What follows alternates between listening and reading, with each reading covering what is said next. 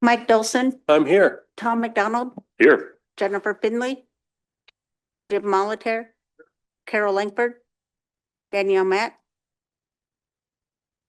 Bing Matt, James Steele Jr., Yeah. Martin Charlo, Present. Len Tuteeth, Lanice Trahan. Here. Carol, can you give us a prayer this morning? Yeah. Creator, today we just give thanks for everybody that's able to come and join and partake in this meeting. And we also give thanks for the moisture and the rain and everything that comes along with that, snow in the mountains. It's a little early, Creator. We also give thanks for our elders and our children, and we ask you to keep them safe and strong. We ask for a prayer for the families, Conica family who lost a loved one, and others who have passed, Annie Vanderberg, and all the others that we have recently lost. And we just ask you to watch over our law enforcement and our first responders and firefighters, and we just ask you to keep them all safe. Komiate. Thank you, Carol.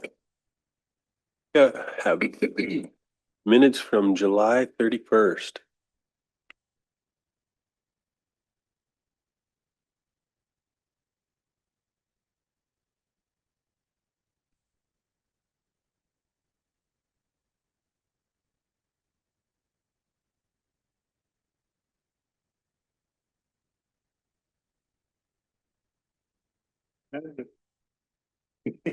Right. All alone on. Mr. Chair, Go ahead. on page 2, where I talked about the meeting in Condon, it's people that was asking for the meeting, not the lady. She was just kind of a spokesman for the people up there that wanted a meeting with Seth and them over the water rights issue.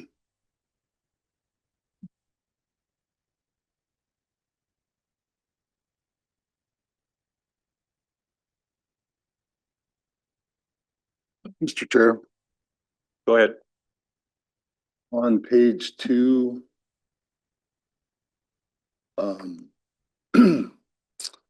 right when we come out of executive with legal and the motion about the personnel issue, I'd like to put a statement in there for the record that I would hope that we would learn from our mistakes and follow policy and involve legal and have legal's opinion before we take action, and always follow our own policies so it doesn't cost the tribe a lot of money. Thank you.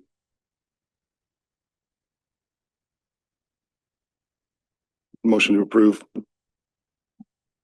Motion by Martin to approve the January 31st minutes.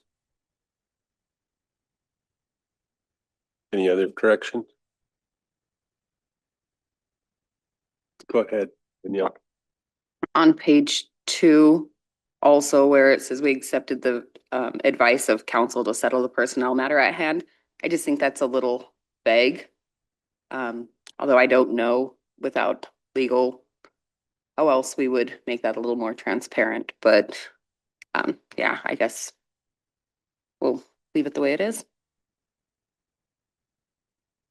A motion by Martin to accept the minutes with corrections. Can I get a second? Oh, Carol seconded. All in favor? 2, 4, 6, 7, 4, and Tom abstains. We have an agenda for today. Anything to add to the agenda? Martin, Carol? Martin's open. Carol is. Danielle for executive. James?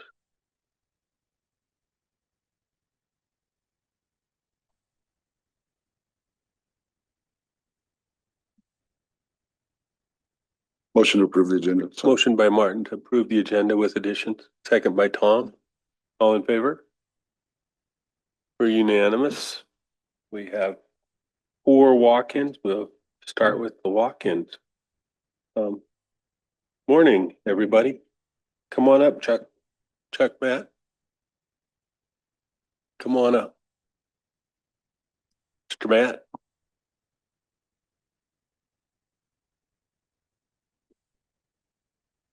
Good morning. We're pretty good. Yes. Yeah, Chuck, push a button on your mic. The button down below.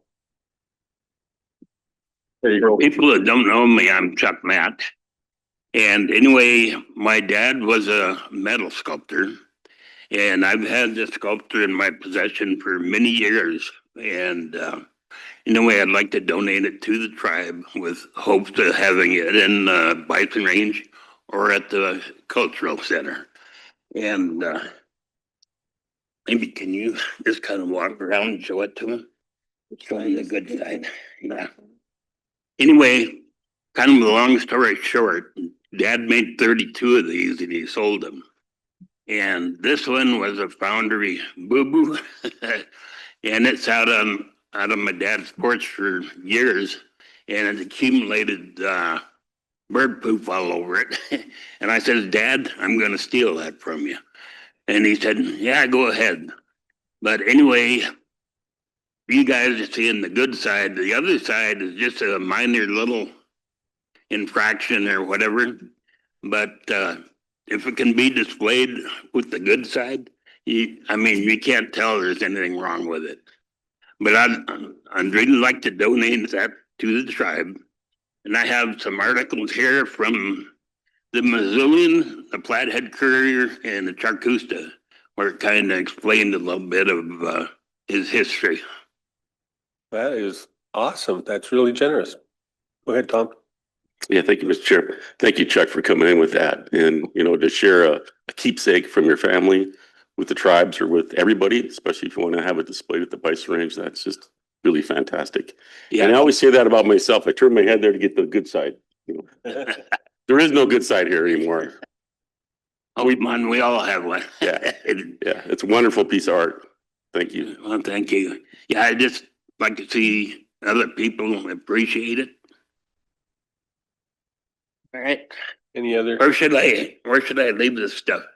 Just right here on the table? Yeah. Okay. We'll get it from there. Any other All right. comments, remarks?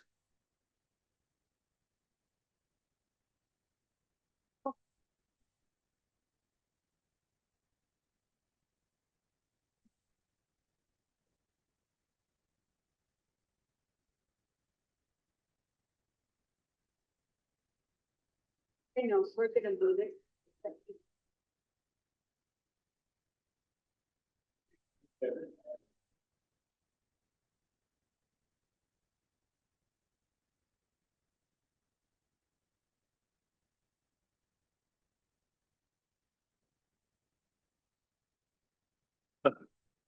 We'll go to our second walk-in. Dan, James, come on up. Morning. We'll have to close down as a museum. Morning. My name is Daniel James. I'm not going to take much of your time this morning. I appreciate you seeing us. This is Scotty Gardapi. He's a participant with the Lake County Drug Court. I've also asked some participants from the Healing Court to attend with us also this morning, but they have other things they have to do. So we are on August 21st is the fentanyl awareness walk or day, and we are organizing a walk from I'm not sure what that place is called, across from Super One. I'm not sure what we call that spot. I think it's, I want to say the Salish Landing, but that doesn't sound right. But we'll start there about 10:30 and walk to Riverside Park, where we'll have a sound system set up for people to talk and share their stories and stuff. We'll have signs, banners. I got Tribal Health on board with us with Kathy Ross. I'm just requesting that there's many people that are interested. I humbly ask that council approve change of duty upon supervisor's approval, if at all possible for that day. Motion to approve the request. Motion by James to approve a change of duty with supervisor approval for the fentanyl walk in August 21st. Correct. How long? For the whole day? We'll be there, we'll meet at, across from Super One at about 10 o'clock, and we'll walk down to the park. We'll have a meal down there, so it'll probably run to about 3, 4 o'clock, Yeah. So just the whole day? most Yeah. whole day. Second by Jimmy. All in favor? We're unanimous. Sounds good. That much. Thank you. Thank you. Dan?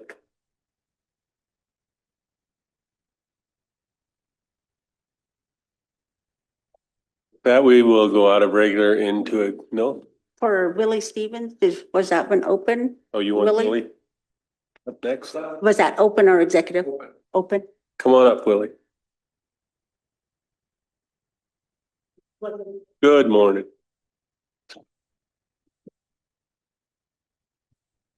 Hesquext, Williams, Lewis Quest, Lemlemch, Elamihums. My name is Willie Stevens, and I brought some backup in case you guys try to rough me up. No. But I thank you, Mr. Chair, fellow women councilmen and councilmen, for what you do and listening to us. What we come for was as a tribal member, I came to make a request to show appreciation to our fellow tribe, the Kalispel tribe in Usk. Did you guys get my email I sent you? Hope you kind of has a little bit of background to why and what we're trying to get the donation. I spoke with Whisper Means and Shannon Claremont. Our numbers were high this year for the bison. There was 70 calves. I think he said 60 to 70 is what they're gonna auction offer at the gathering this year. But I come here to make a request for, just to show them appreciation for what they do for us as our sister tribe. And we're all intermixed with relatives down there. And there's many of them that are enrolled here that live there and vice versa. But I'm requesting that the Bison Range donate 2 bulls and 3 or 4 cows. And they are either 2 or 3 year olds. And some of the things I'll let Dan and Cheney speak about. One of them about the canoe journey and the other one about the sailors conference that they do every year. But they do so much for us, and they even donate to our powwow every year. And they donated years ago back when, you know, those big thick dictionaries, they paid for all of that. So just a little appreciation to them is what I'm asking for. And if it's approved, I would like Mr. Chair or our council to do a formal letter to them stating why we did it. And I'll let these guys speak, and then if you have any questions. Jay Lamlamch Luka Chuupen Lamlamch Skudlump Wilka Skudli Hudleo Esia Luka Kaskud Hudka Sinkuskadliu. Just give thanks to you guys for taking some time to listen to us and for all the work you do. Visiting with Willie about this, he's kind of been visiting different people about it, and when he visited me, I just thought it was a great idea to show our appreciation to the Lower Kalispel people. We've had I mean, traditionally that when I talked with Chodle about Johnny Arley about this, he said, Kenku, we're one people. And just throughout throughout the years, so they have shown us so much support in a lot of different things that we do. Just thinking about Johnny and him being there and how well they took care of him, all the other tribal members that are down there working. The language conference that they put on and how much they support us in that, the canoe journey. There's just so many different things that I probably don't even know about the relationship with the Lower Kalispels and our tribe today. So I just came in just to show my support for Willie and to show that this, I think, would be a great opportunity to help them diversify or get some new genetics in their buffalo herd, but also show our appreciation. So Lemlumsh. Carol, go ahead. Yeah, I'm like you. I know of some things that they do, but I certainly know that our people travel over there and they come over here for our services. And I can't tell you how much that means to me to have them come over and provide, help us with our songs and our prayers and things like that for our people. And so, Mr. Chairman, I would make the motion to authorize what our management team has recommended is that we go ahead and move forward with this request and do a letter, but also some kind of other gathering to give somehow. I don't know if you do that at the range when they're picked up or something, but that kind of thing. And I know we've done this for other tribes. I think it was Fort Peck and Fort Belknap received bison. I don't know if they were from the range, but they were something else that we'd received and shared, because that's what it's all about, is us giving back to all Indian people to help our future generations. So thank you. Just one more thing to add, I guess, to that, Carol, was, yes, I spoke with their bison manager, was RB Finley, and he said that it would be welcome if they could do that, like Cheney was saying, to diversify their genetics. And they are willing to pay for all transportation and any veterinarian vaccines or costs. So I'm not. Good, Tom, then Martin. Yeah, thank you, Mr. Chair. Thank you, Willie, for Lemlumsh for coming in, and I love your support. Got right there. The facts are is that we have 73 surplus bison at the bison range. And when we first took over the full restoration of the bison range, we did make a donation to a tribe. They didn't have a buffalo herd. Well, they just started with a couple. And so I think it was 6. Is that right, Carrie? I think it was 6 we donated to the Rocky Boy Reservation to help them get started. And our concern at the bison range has always been to make it self-sufficient. So given the fact that and is that right? That's right number, Carrie, 73? Given the number and the need to generate revenue, I don't think making a 6 animal donation, which would be maybe $6,000, is going to hurt us in any way, shape, or form. And it's great to be able to recognize a sister tribe in the way that Willie's doing. The other thing that's related to this, as we talk about sharing, as Carol said, we do have an opportunity to set up our own quarantine facility here to take buffalo directly from Yellowstone and do this exact same thing, but on a much larger scale, and also create our own, subsistence herd here versus the herd at the bison range. So I think it's really timely to be able to think about that and how we might be able to set up our own quarantine facility. When we talk about managing buffalo in Montana with our management at Yellowstone, and the fact that I think we brought back over 700 buffalo this year for our people to utilize in their homes, and how we manage that actively with our partners, it makes sense for us to step into a quarantine facility and be able to do that for everybody in the Columbia. Because I always felt that the Columbia River tribes were missing out on the quarantine system that we have right now in Yellowstone Park. All the buffalo go to Fort Peck, and they're administrated out of there by the Intertribal Bison Council.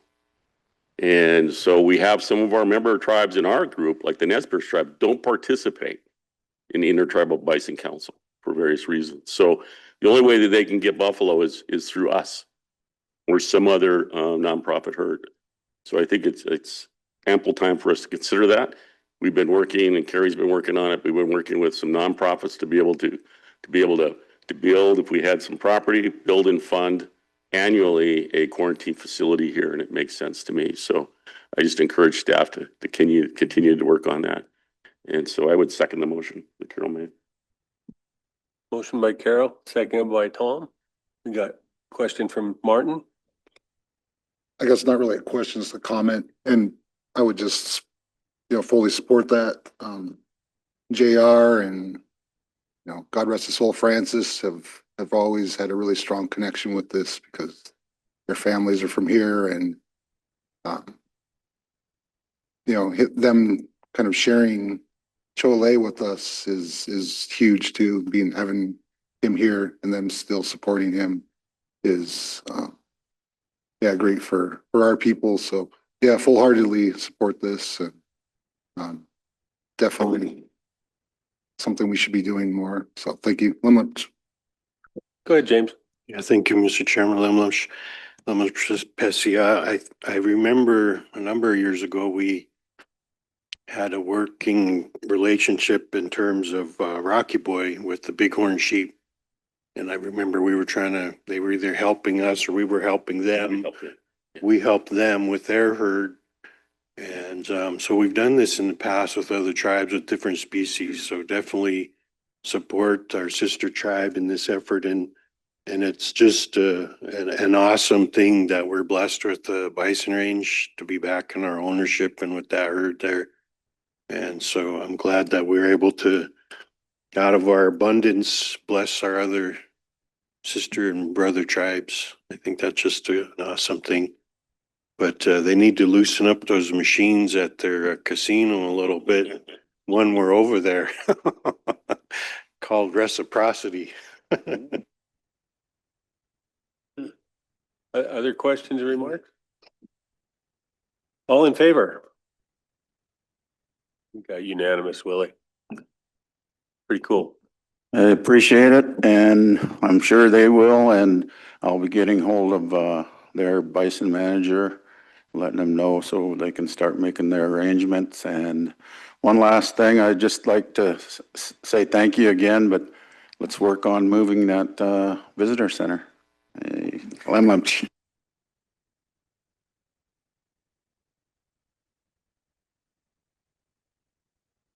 Before we go into executive, let's go ahead and do the drawing. Terry, we'll do your drawing next. Yeah. Willie. Good to see ya. Good to see you. Yeah.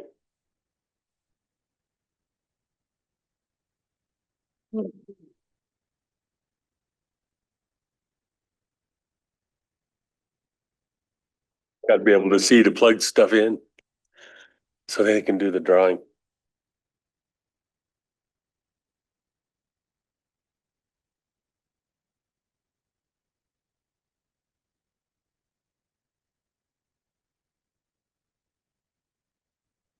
Morning, Carrie. Good morning. Thank you, Chair and Council, for having us in this morning. We have been receiving, we've had our ballot boxes out since about mid-June, and we collected those, the last round of those after the 31st, and we've been getting those in the database.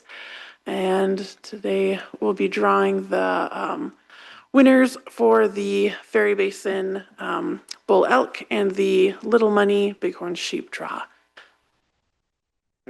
Well, the desktop changed, so I put it on him. Oh, no. Invisible.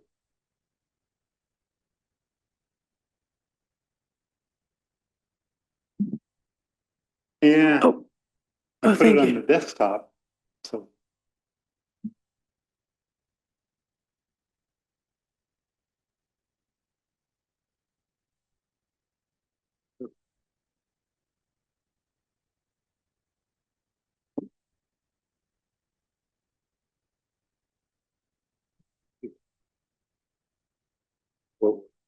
Grab it up.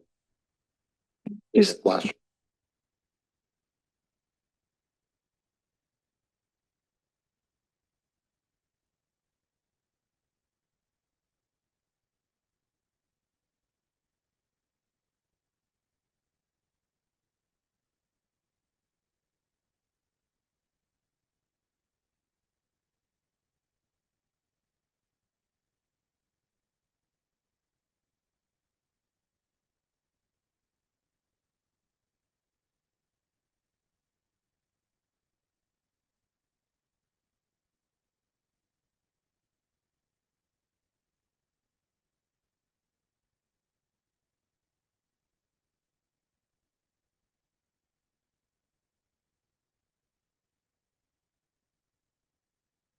as we get that ready going, Let's go. Let me share it first and then. just a bit of background, we do have the ferry basin. We will be drawing 30 bull tags for that area. But just a reminder that cow harvest is unlimited out of there. And we do encourage tribal members to harvest cows as much as possible out of the ferry basin area to help us with kind of overall herd management and health, as well as depredation conflicts in the area.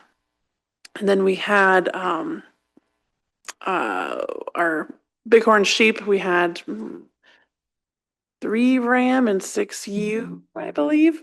And so we'll be, yeah, ready for the draw. And my eyes aren't as good as they used to be. Okay, ready? Drum rolls?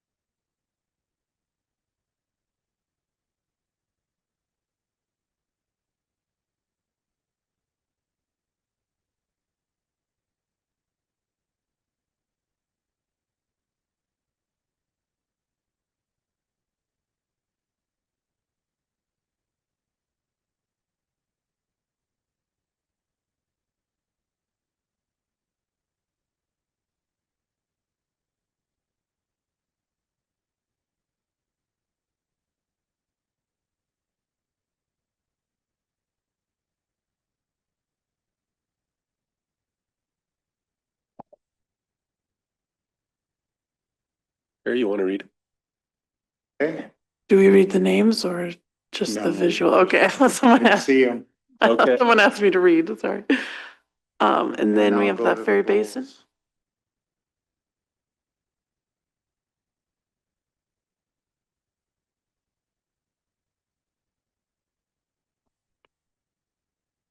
Yeah. And then we can, we'll have these posted,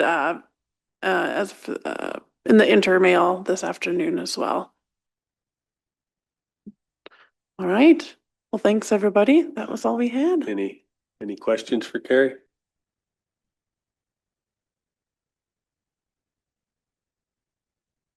Yeah, Mr. Chair. Go ahead, Bob. The season for the elk hunt. What's the season gonna be? It's the same as last year. I think it's September 1st and then goes through the end of January. Okay, thank you.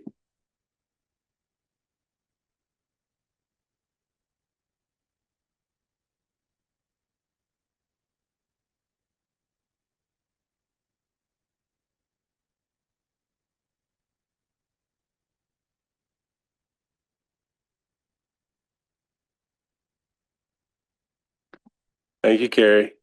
Good job, guys.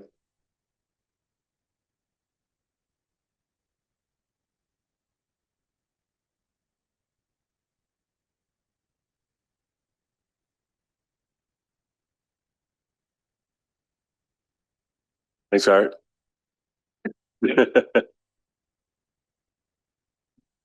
Mr. Chairman, Go ahead, Jen. so we had 3 more walk-ins. The next open one is Franny Cahoon, and then we had 2 executives. Go ahead and come up, Fran. Good morning, Fran. Yeah, Fran. Senior, I'm sure. Mr. Chairman, Go ahead, Carol. before we get started, while Fran's coming up, I would like to have each and every Viper contractor who's out here that's a owner of the company stand up and introduce themselves, but also tell them how many employees are behind your company. So we get an idea of exactly what we're talking about here. So I would start with somebody out there. And my name is Ernie Moran, with Native Fire, and I have an engine and a tender, and I have 3 employees.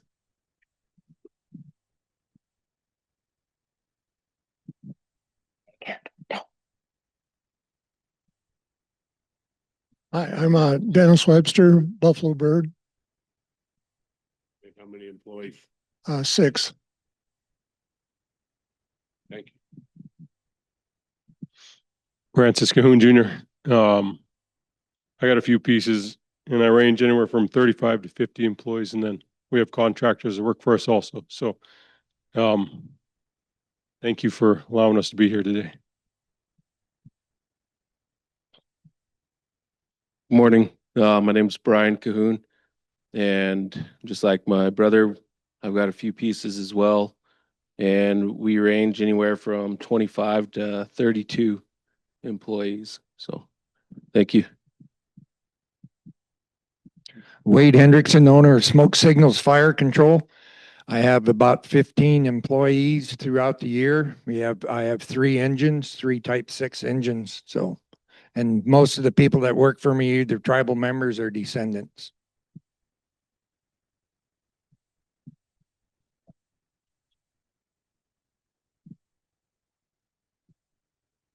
Pierre Molitor with operator for Kai Wildfire Services.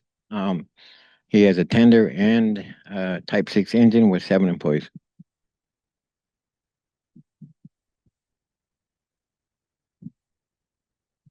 I'm Will James Corville, and I'm speaking on behalf for my dad, Cal Corville at Corville Logging. We have about 3 pieces of machine on, a fall mod, and I think about 10 employees under us.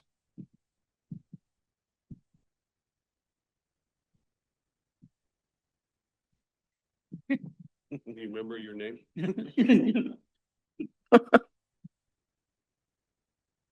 Tom Haynes, owner of TH Logging, and got a contracts. And we have engines and cats and excavators and everything, and has been moving. Thank you.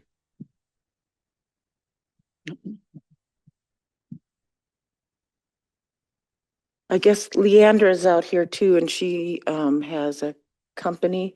And then also Carol Langford, 406 Fire Suppression, and I've got 7 employees. And obviously, you guys know me.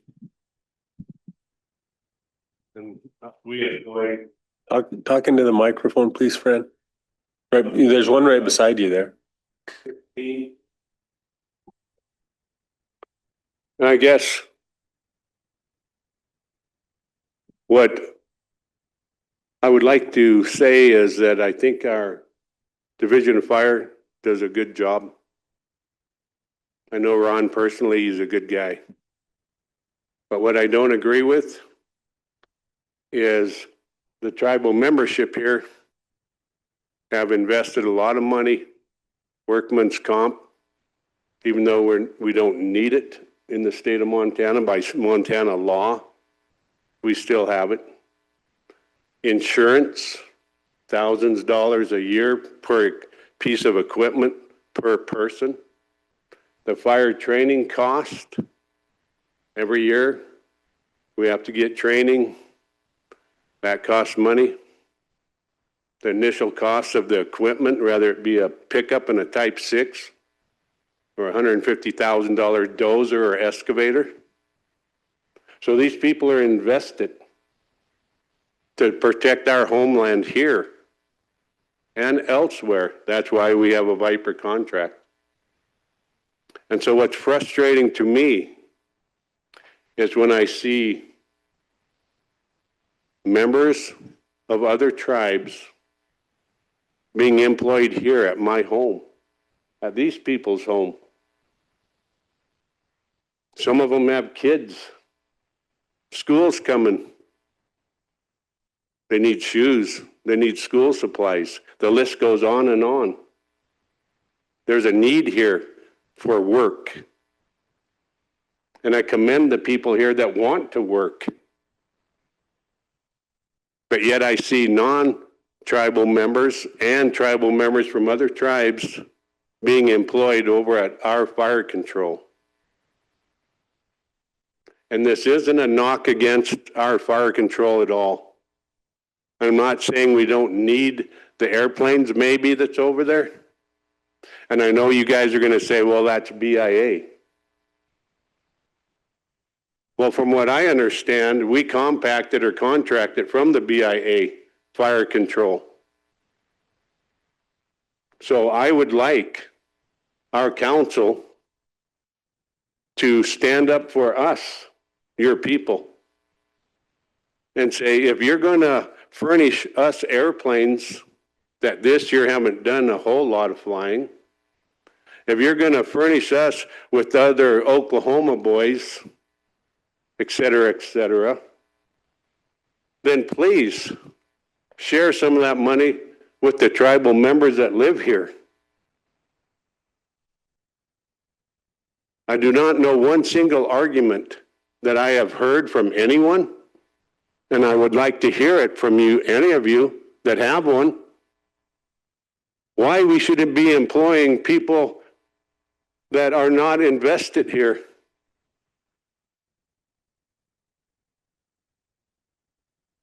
Why is that? Because the BIA says we can do it or should do it? So my argument isn't saying, oh, don't have them guys working. I'm saying, let us work also. And I beg any of you to make an argument why we shouldn't be able to work on our own reservation doing the same thing that those guys are doing over there, and they're not even from here. That does not make sense to me. The old days, you helped each other.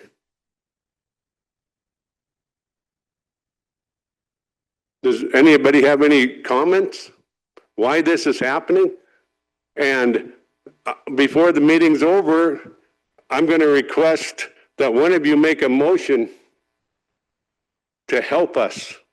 Whether it goes to the state legislature, wherever. We all know he's in this. Maybe that's why there's all the airplanes over there. And again, my argument isn't, do we need them? My argument is, if the BIA is going to spend money, why don't they spend money on us? And if no one can make an argument to me and to these people why they should work and we shouldn't, then I see that as a problem. And I see that as a problem that you guys can fix. Correct me if I'm wrong.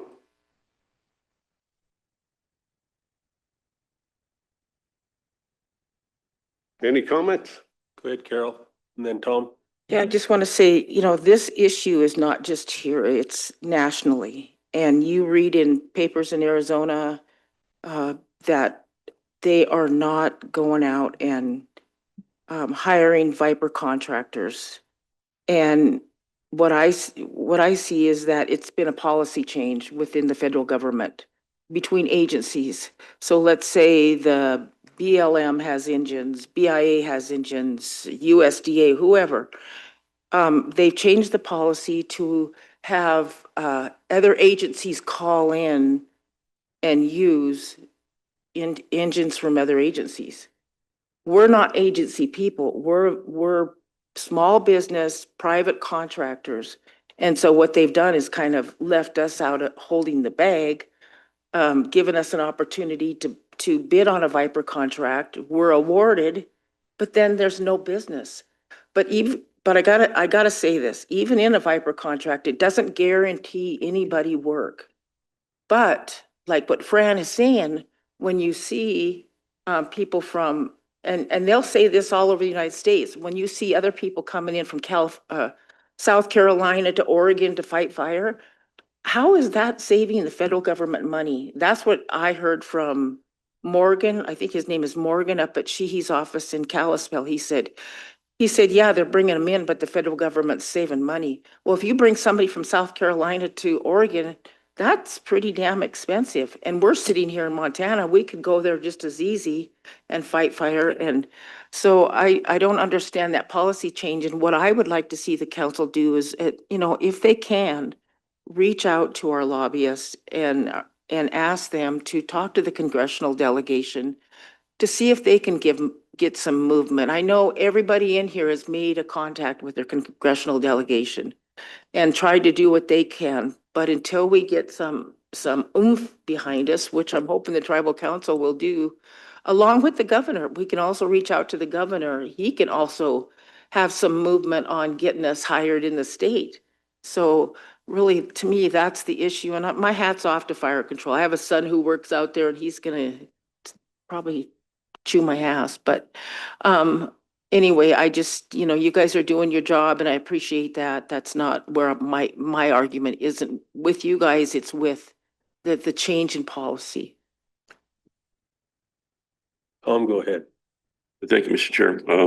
Thank you, Franny, and everybody who came in today. I was trying to figure out what the issue was because I'm kind of hitting this cold. So there hasn't been any contracts for our local contractors. That's the issue. I'm sorry? We had no project fires and. We're all contracted. We Right. already are awarded. Yeah, But you're there hasn't contractors. been called out on a California fire, a Montana fire, Called out anywhere. anywhere. So, yeah, so I don't know how many times I sat here and threw a fit over Sheehy. Because this is all Sheehy. And so, and every time we had a Fed here or other people, I said, well, what's this new entity that you're forming? You're putting everybody into one agency. Tell me about it. How's that going to work out? And nobody's provided any answers. I guess now we're starting to see where the direction is going, which is very unfortunate because you really need to have active fire folks in your community where you have fire behavior, extreme fire behavior, and that fire habitat. If you don't build this collage of expertise and manpower and equipment locally, eventually it'll bite you in the butt. That's one thing I do know. Mutual aid is an old thing, it's been around forever. We do mutual aid for law enforcement. We do mutual aid for, even domestic fire. I mean, like a urban fire where Ronan comes to a house fire in Polson. It's that kind of mutual aid. The distance is always interesting to me when people come from a long ways, but mutual aid's always been a factor. It's just that you should always try to have local first. And then when you get to the point where you exceed your local capacity to use all the contractors, use whatever existing staff you have, then you go out for mutual aid. And so for local fires, I think that's the way it always is. But you're talking about getting called out to California fires or Idaho or. But the problem is right here, right now. There's not a lot going on around us as far as fires, but there's still guys sitting over there getting paid doing nothing. We could sit around and do nothing. That's my point. If the BIA, and that's what they're going to say, correct me if I'm wrong, Ron. Yeah, please. The BIA, they're going to say, well, that's agency. I'm saying you as the tribal council has the power to say, we contract it or we compact it, fire control from you, BIA. So if you're going to pay for different people to sit over here that aren't from here, you're going to pay for them guys to sit there also. You have that power. That's what I want to see, is you guys to exercise your power to say, it's not working here. We have unemployed people here. Go ahead, Ron, and I'm sure Ron will have explanation of how this works. Say what? Let me go ahead and say this one thing, Franny. I went to national conventions. I tried to exercise whatever power I had to stop that gentleman from being elected because he was not going to be good news for us. I mean, I sat and threw a fit at AT&I. I did everything I could to try to get everybody to help us make sure that our senator stayed the senator, our Democrat, and not have this guy who called all Indians drunks, who obviously has a bias for his own aeronautics fire suppression business. It's incredible. So I'm not sure exactly what we can do. We can engage our lobbyists to try to figure out what this thing is, but I think we can probably spend time with Zinke. And do something with him. Yeah, and I've talked to Zinke. Ryan and I are friends. And I've talked to Zinke. You guys, like I say, Tom, I don't understand why you guys aren't coming forward and telling the BIA we're practicing our sovereign immunity. Isn't that what you guys, that's how we got this, right? That's why the BIA does not run stuff here now, like forestry. Because you guys took it over, just like you took over fire control. So how come you guys aren't telling the BIA, hey, it's good if you're going to help us, but you help the people that's sitting here first before you help the people from the other reservations and the non-members that come and work here on our reservation when we're not working. That's what I would like, Tom.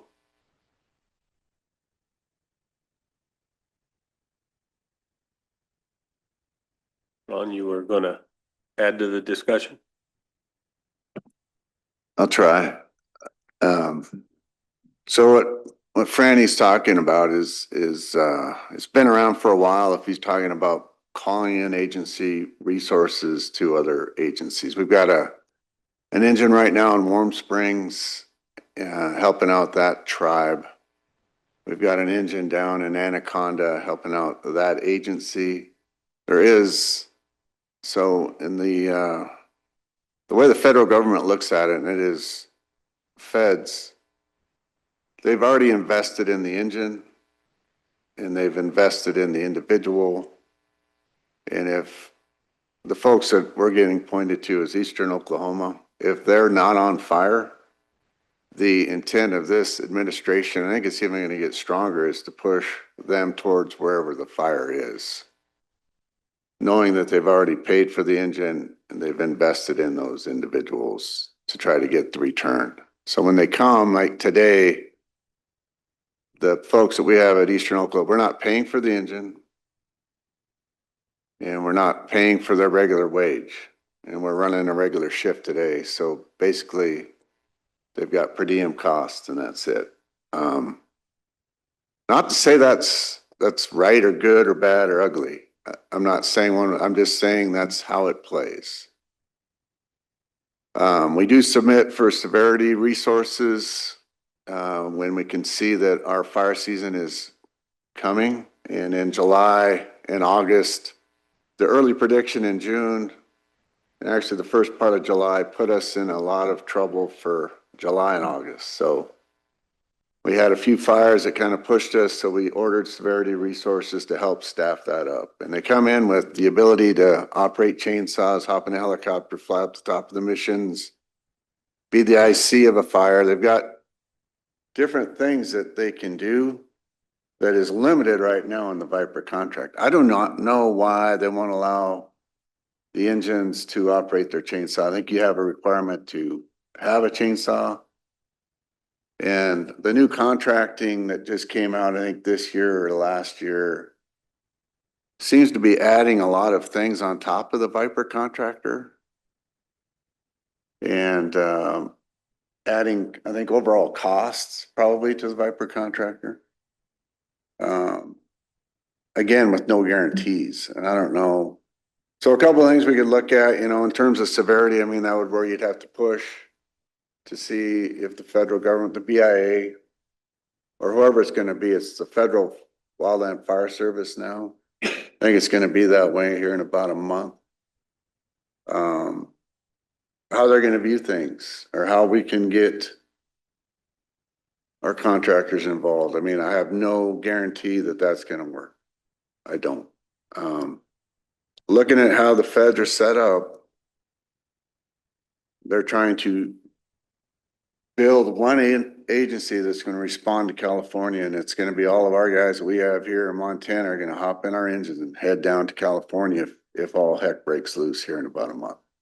And that's going to be the intent of that organization, I do believe. Typically around here, we don't have to worry. Typically this time of year, I'd be telling you about the bad fire that just burned up all the acres and the homes, and we'd have every contract piece of equipment that we have on the reservation would likely be on, or if they're not on here, they'd be somewhere close by, the Lolo or the Flathead or somewhere. It's very unfortunate how this year's played out. We've had a total of 27 fires, and we burnt 830 acres.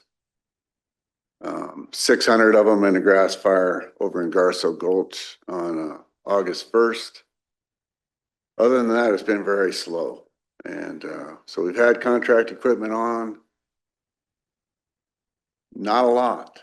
And to be honest with you, we've ordered engines 3 times and we've gotten the same engines every time because they're the best value on the Viper system. And none of the other folks are out on a fire. Looking at the National SIT report, there's really not a lot going on, unfortunately. So there's not been a lot of work, not a lot of large fires. So on the airplanes and the aircraft, you know, that is a national resource, so that's not part of our program. I don't do a contract with them. What ends up happening is the BIA signs contracts with aviation assets and puts them here for us to manage. And our air attack platform flew down and is now at Dragon Bravo down in Arizona along the north rim of the Grand Canyon because that's the highest priority. We got 5-3 Echo, our helicopter will likely be heading to Colville, I would almost think, if not by the end of the day, maybe tomorrow. So we get to hold on to them, but they fly away. And then the seat aircraft, they're positioned because that's a base and that's where they will stay. And I have no control over that. It's a contract that the BIA entered in with them. It's not, they could just as easily say, we're not gonna put them up there. And there's nothing we could say. It's not part of our 638 contract. There's no guarantee that will always be a part of our program. So I think it speaks volumes to the quality of folks you have in your aviation program, that they're willing to put that many assets here. And it talks a lot about the history of the fire activity that we do have here, because those aircraft typically stay here and they're plenty busy. The Viper contractors for the res, the people that we've got here are really good.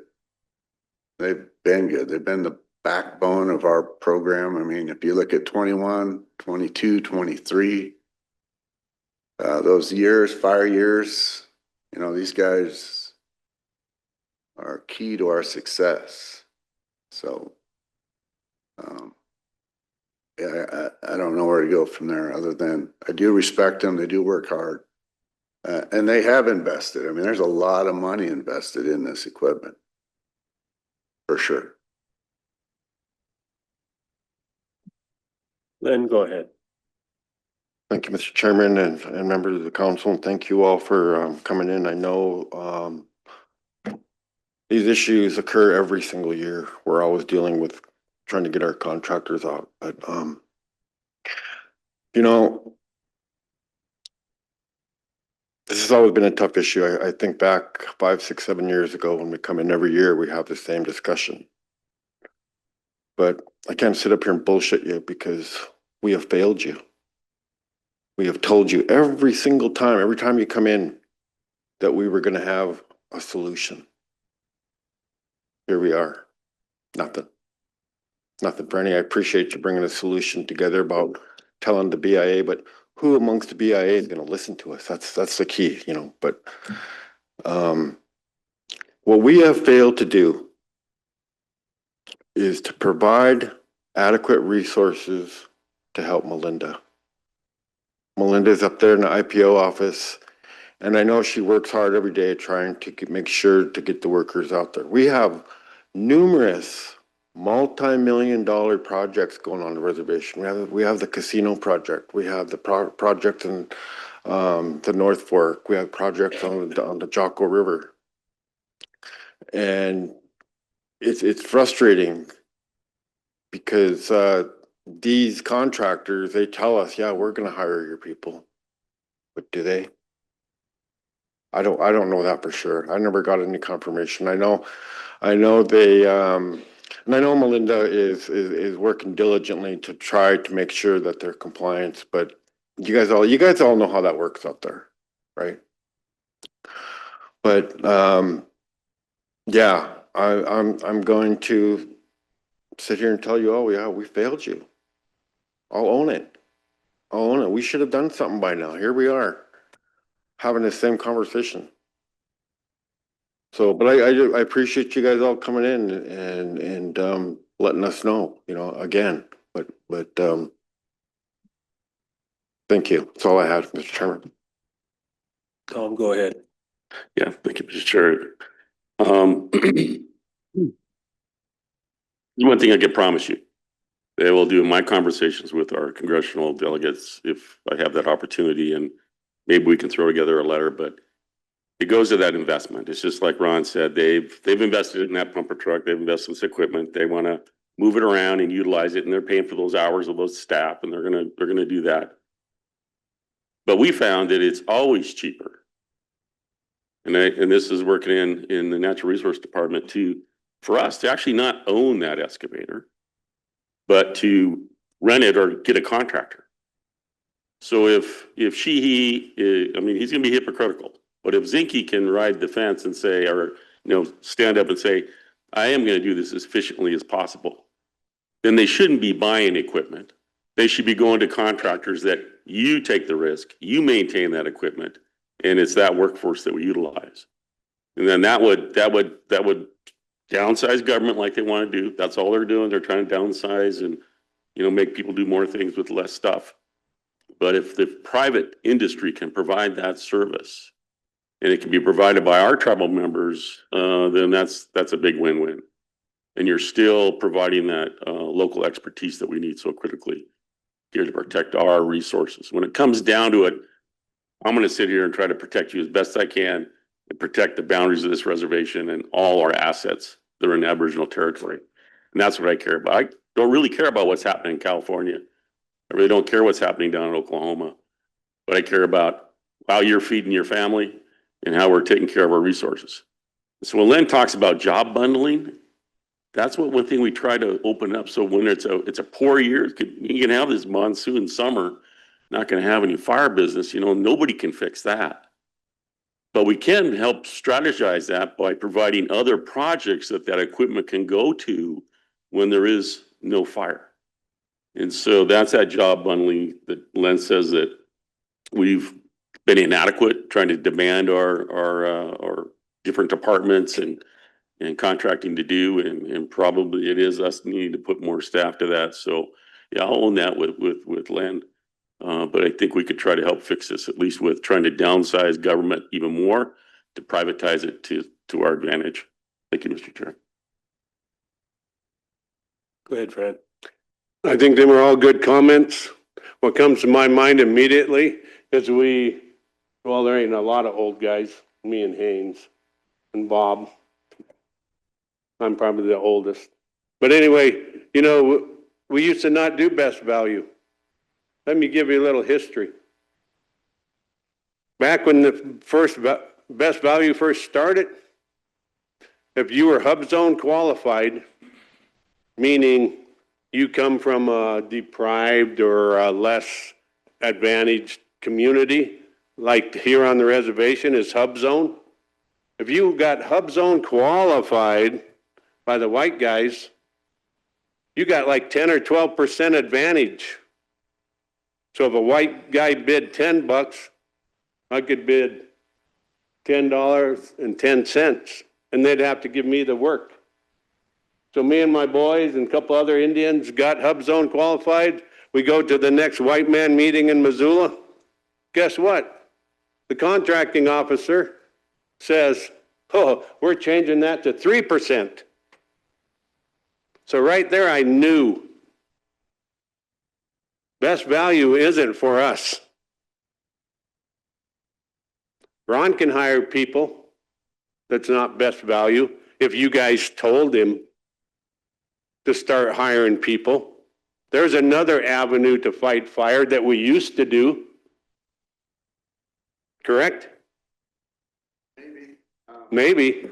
So for the Viper, we do get to pick Franny no matter, so the way the Viper system works, it's a best value system for the government basically. But we do have the ability to, anybody that signs up through the Travel Preference Office, we can select, look at the Viper list, and we get to call those individuals first. So that's why every time we call Kai Type 6, because they're not the best value in Viper, but they're the best value tribal engine that's signed up through Melinda. And we have that ability. So the next engine we order is, I think, always going to be, I think it's TJ's engine, because it's the next.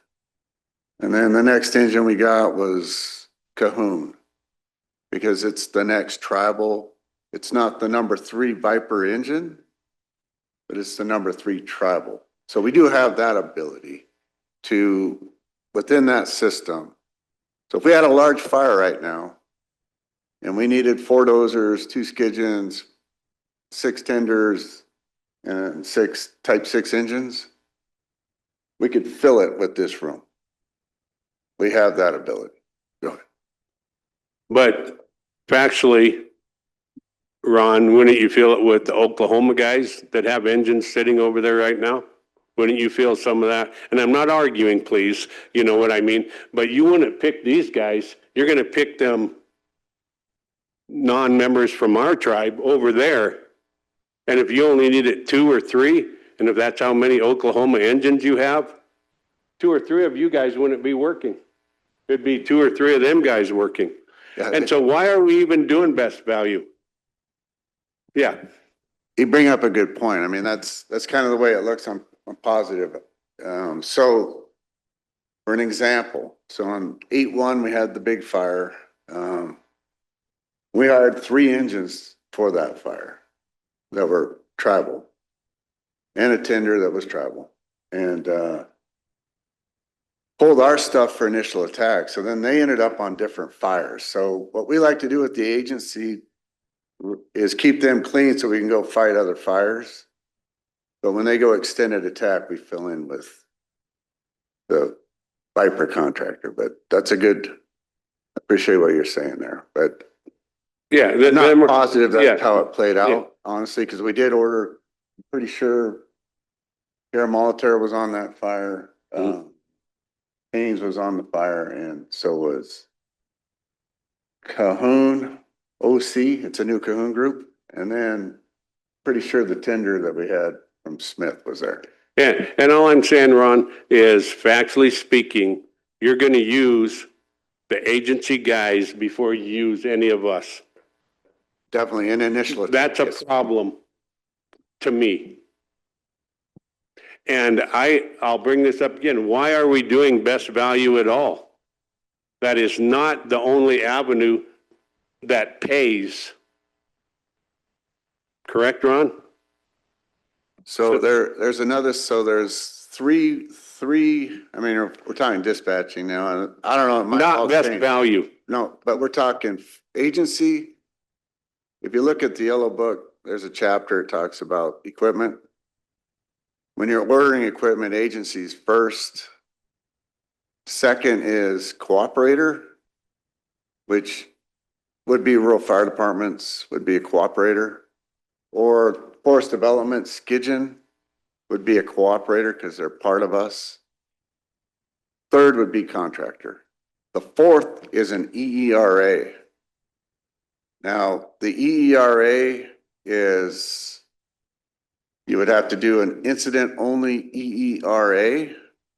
It would be the last, Viper would have to be emptied.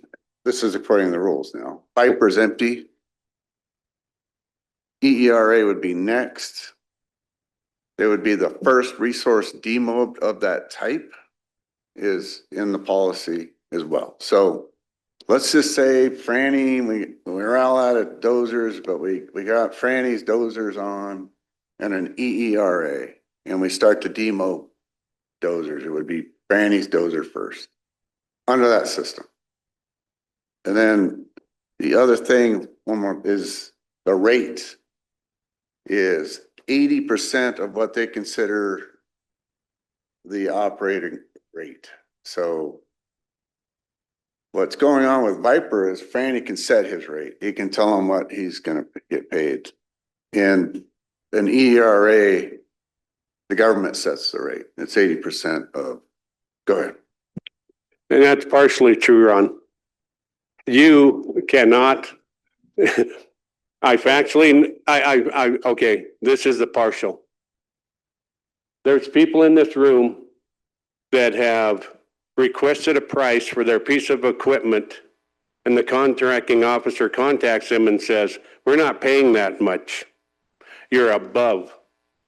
Is that correct? Yeah, is that for the ERA? No, that's for the best value, Ron. And so there is a limit. Okay, I didn't know that. There is, and I'm just telling you now that there is a limit. And so getting back to me personally, I'd rather have a EERA and work than not work at all. And I don't know what you guys feel. Francis? May I talk too? Is that okay? Okay. Come to a microphone though, please, Francis.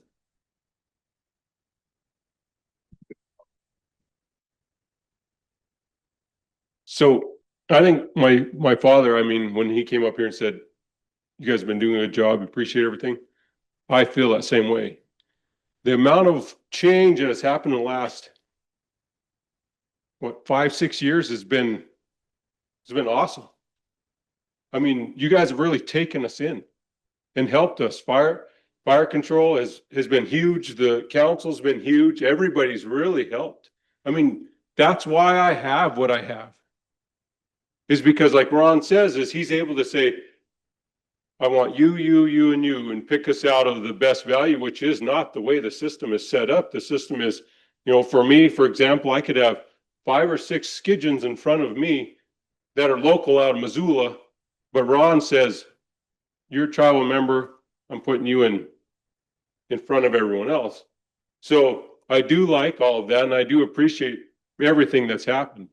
One of the things that I think is that I would like to see is Len. What I would need is, and I've been told this before, is I'm one of the biggest contractors on the reservation. Like I said, we've had up to 50 employees plus contractors that have worked for us in 1 year. That's with everything rolling. That's when smoke is everywhere and everybody's gagging all summer, right? But I have excavating equipment and super handy people that work for me on excavating. I used to be a builder myself. I would love to be able to be part of these big projects that you guys have, and not to take away from the topic that's going on, but I don't have the experience to bid, and I don't have that. I'm not brave enough maybe to go out on a limb like when my father and my brother and I, when we went down to Arlee to try to put in for those projects down there of the K Canal. And one of the first things they say is the young lady stands up from engineering company that they hired and says, we were able to take all of this work and combine it into one project. We expect 5 million for one and 9 million for the other. So all of us local guys just kind of said, I don't even know why we're here. We can't compete with that. Right? The Jocko, like you were saying, there's a lot of projects going on right now. That would be huge if somebody could help me, tutor me even, right? Somebody with that's smarter than I am in contracting and able to help me say, okay, well, Francis, the tribe has these projects. This is what's this portion of it's worth this much money. This portion's worth this much money. Or that MMM, I think that was kind of what that was designed for. Is that kind of idea of dividing this up. I had a friend that worked for, he worked for you guys. I can't remember what department he was in, but that was what he was going to do, was divide up all these projects and then going to say, okay, well, now the local guys will have a chance at bidding on them.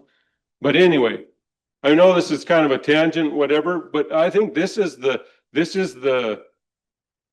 solution for me. And I could help all of these people that work for me and depend on me. Ron and I had that discussion before when things were kind of heated in our conversations, I think, because we were trying to get some work and we wanted it really bad. And I said, Ron, my job is the same as yours as a boss. I have people relying on me. They're kids. Like my father said, they need to eat. They have a house payment. They have car payments. It's my job as the boss, just like it's all of yours as the boss, to help where we can, to help the people that are depending on us. So, I would love to be out on fires all summer because I like that world and it's fun to it's a community, right? We're a family here on the reservation. But that's not reality on a year that it rains every day and it smells good outside and everything's green and beautiful, right? But the reality would be is for me is to change my life, to help all the people that are within my circle, would be giving me the opportunity or helping me have that opportunity to know where to go when things aren't going on. And I wouldn't mind doing everything, right? At one time I had that vision, and I had a gentleman from Texas that came in and scared me a little bit. So I backed off a bit, realized that if I'm not careful, somebody could take everything from me, and he threatened me. Right. So I've backed off a bit, but I would like to help. And I do, and these guys all know how I feel about them, right? And they've taken me in under their wing. Just like my dad. He's been that guy for me all my life. I've said, Dad, I'm grateful that you're willing to fight because then I don't have to. And I appreciate you guys giving that opportunity for him to fight for me. And I hope you guys know that's why he fights the way he does, because he cares that.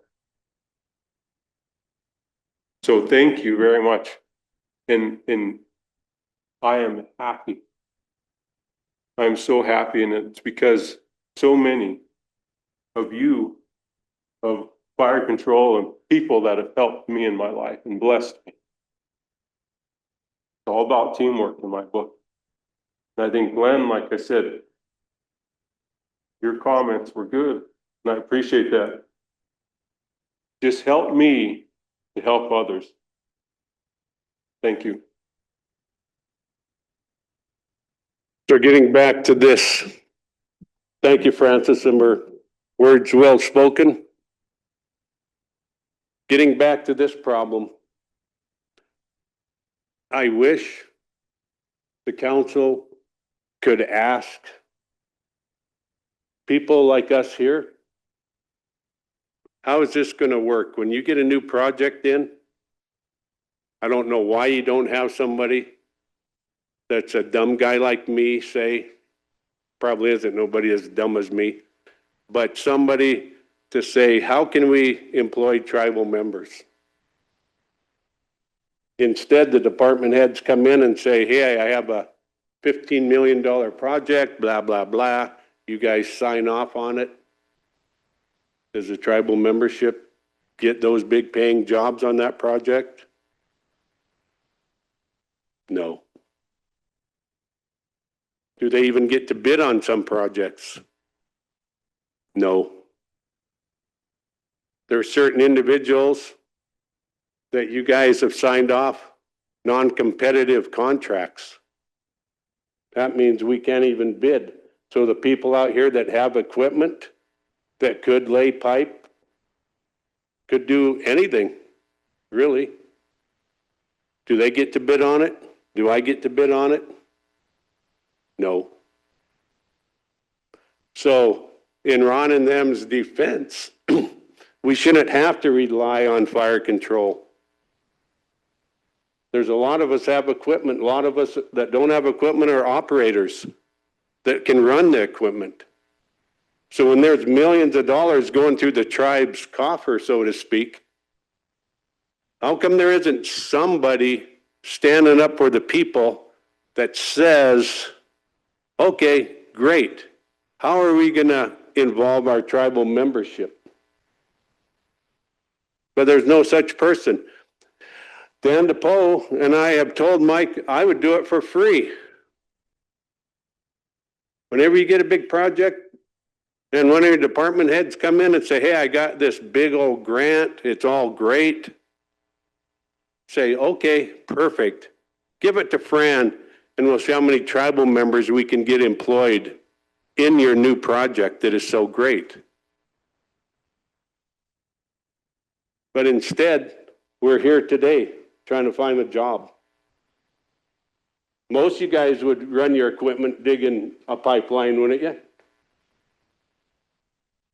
Most of you guys would take your water tender and water the roads like Dick Anderson's been doing, wouldn't you? Your own department heads aren't even hiring tribal water tenders on the road department.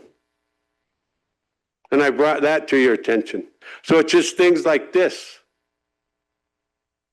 We don't have to fight fire. We have equipment. We have knowledge. We need a chance. We need an opportunity. That's where you guys come in. So is one of you willing to make a motion to help us? I'll talk to any of you, and all these guys I'm sure would be willing to talk also and say, this is what would help me be successful. This is what's going to help my kids be successful and be able to buy a house. This will help my grandkids have nice clothes to go to school. So are any of you going to make a motion to help us? And remember, elections are coming up.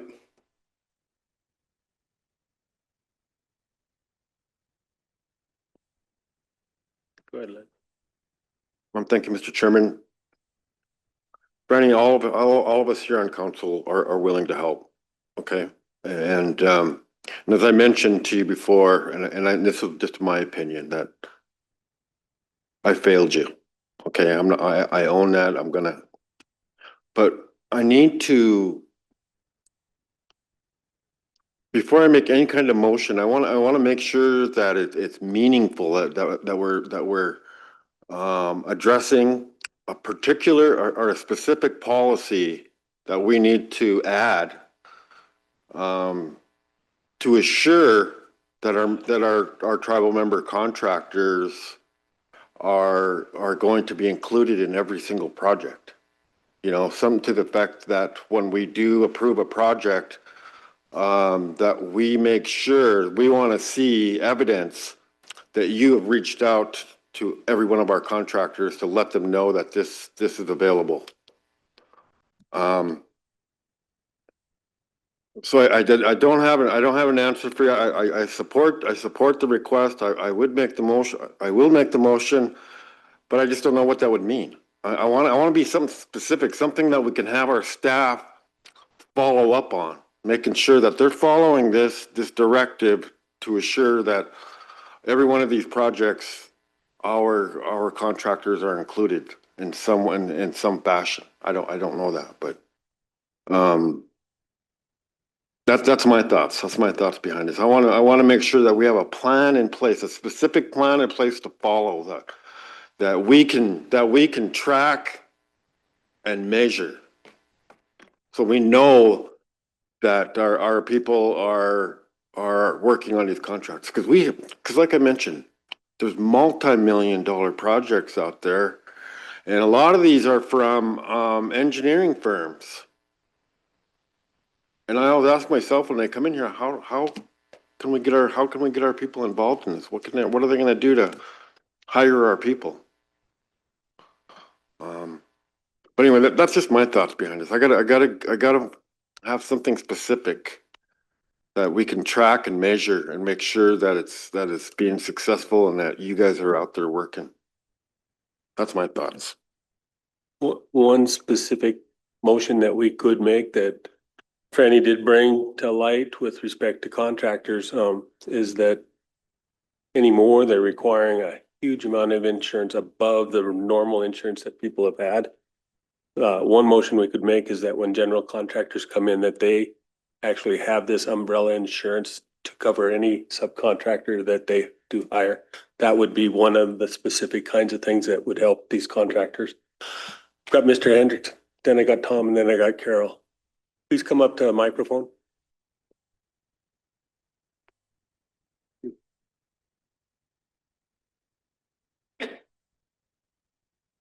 Thank you. Can you hear me okay? Name's Wade Hendrickson, for any of you that don't know me. I think Ron and all of them have been doing a great job with the fire control. And I think like with Fran and the rest of us, we're here maybe not to fight with them, but to try to find a solution to help every one of us, our tribal members and stuff. And I think with fire control, you know, with them and all the engines we have, we could, you know, have a task force or whatever, have engines available to help on the reservation, but not only on the reservation, but off the reservation with other reservations, the Warm Springs tribe or any of them, where we have the, you know, the expertise with Ron and them have task force leaders and all that. Hey, we need 5 Type 6 engines and a task force leader right now. We need an equipment boss with 6 dozers or 6 skidgens to come to the fire and help us. But that only helps the fire control themselves and it helps all of us. But I think the problem we have is we can't all get together and work together to help accomplish that. And I think we should have more younger guys, the hand crews and stuff like that, coming in and working and have fire control. When I was fighting fire and digging line and stuff, we used to have 5 or 6 MIF crews all the time. And we were the first ones to get called to a lot of these fires because we had them available. And I think even like through the college and things like that with Ron's expertise and everything is try to get some of these younger kids interested into that, you know? So that's, I think what it is we're just trying to help and figure out how to help all of us. And for like on the contracts, for all the other contracts, the multi-million-dollar contracts, it's actually the BIA's fiduciary duty to help people who aren't up on the laws and all that. It's their fiduciary duty to come in and help us. You know, if we can't read the contract and understand it, it's the BIA's fiduciary duty to come in and to help tribal members accomplish that and get it done. So I don't know if we need to have a liaison from the BIA or someone that helps, you know, with these contracts and things like that to help, you know, it, like I said, it's the BIA's fiduciary duty to help us. So I don't know where we can go from there, but I think we could, you know, work with Ron. And I think a lot of it is like they call the cooperators first on the res, like when the Elmo fire started, they had all the cooperators, all the fire departments up there fighting fire. Instead of calling them, they should be calling all the tribal member engines first and have them up there. And just recently, they had cooperators on a big fire over in Oregon. They called out of Mississippi. They went up there, and this is from the U.S. Forest Service Department, and they were supposed to be the lookout guys, and the fire was starting to come, and they left and left all the other guys up on the hill and didn't even tell them that the fire was coming and almost burnt them up. These people are structure fire protectors, not wildland firefighters. And that's where the problem comes in here, around here even. A lot of these fire departments, they have people that work on the fire department, but they're not actually wildland firefighters. They're structure protection. And there's a difference. Thank you, and I appreciate all you guys' help and work and, you know, taking the time to listen to us. Thank you. Thank you, Wade. I got Tom, then Carol, and then James. Thank you, Mr. Chair. I would like to just spend, here's one thing I could commit to, and we've talked about this, Franny and Dan, but when Fran Jr. talked about needing help, that was the whole thing, the concept when we created SKMM, that we would be the general contractor. The only way we could really guarantee that we could make sure that all that money came through our own tribal businesses and tribal workforce was for us to be the general contractor. And then sub out, because then they can provide the insurance, everything that's needed, provide that expertise, that training we're talking about. I'm not sure what the BIA can offer anymore. I know when Mr. Hendrickson was the superintendent over here, he was elaborated on the need for training for our contractors and how we would bid on jobs and things like that, like they did over in the Blackfoot River when he was a fisheries guy for Region 1. But that's the one thing I could commit to is try to do more training. I know that we're going to do a training for the next job with the betterment money, but that's the thing that we need to do. We need to build that capacity. It's not as simple like back in the day when Wade and I were bidding on tree planting jobs or, you know, thinning jobs, you know, back in the 70s. It's a lot different today, a lot more complex. And, you know, I hate Texans, Franny. I really do. When I see those Texan plates, I just hate them. So I can relate to that. That's one thing I can commit to is to try to set up those training programs to make sure that we can do that and try to get our technologies on board with SKMM to do more. Provide that for our small contractors, whatever the need might be, that insurance, whatever it is, and because that's really what they should be doing. That's really what they should be doing with that SKMM. So thank you. Got Carol and then James Okay, and then Tony and then Fran. Quickly, I will just kind of put my figures out there. Right now, I'm about $180,000 into my business. My insurance alone, 17,000. Training that I pay for, I can't even go through fire control to get my guys trained. $3,000.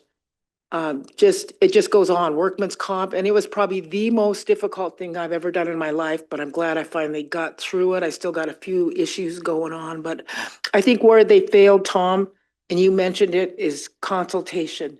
They never consulted with us on this. They've talked about how they were gonna bring these agencies together, but never really consulted.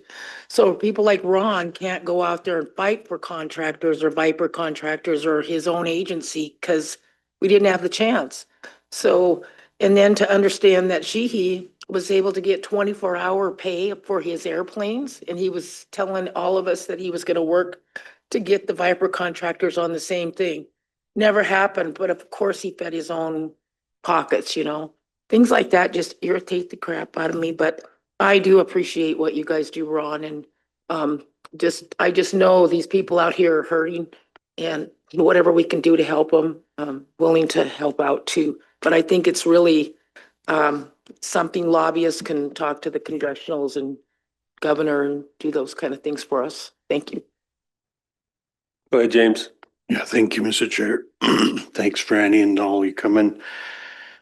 Some things that I'm gonna pick out of the conversation. Number one, BIA. Don't anyone in this room ever think the BIA is there to help any of us. They're not. They're not our trustee. They're not trustworthy. There's good people that work there.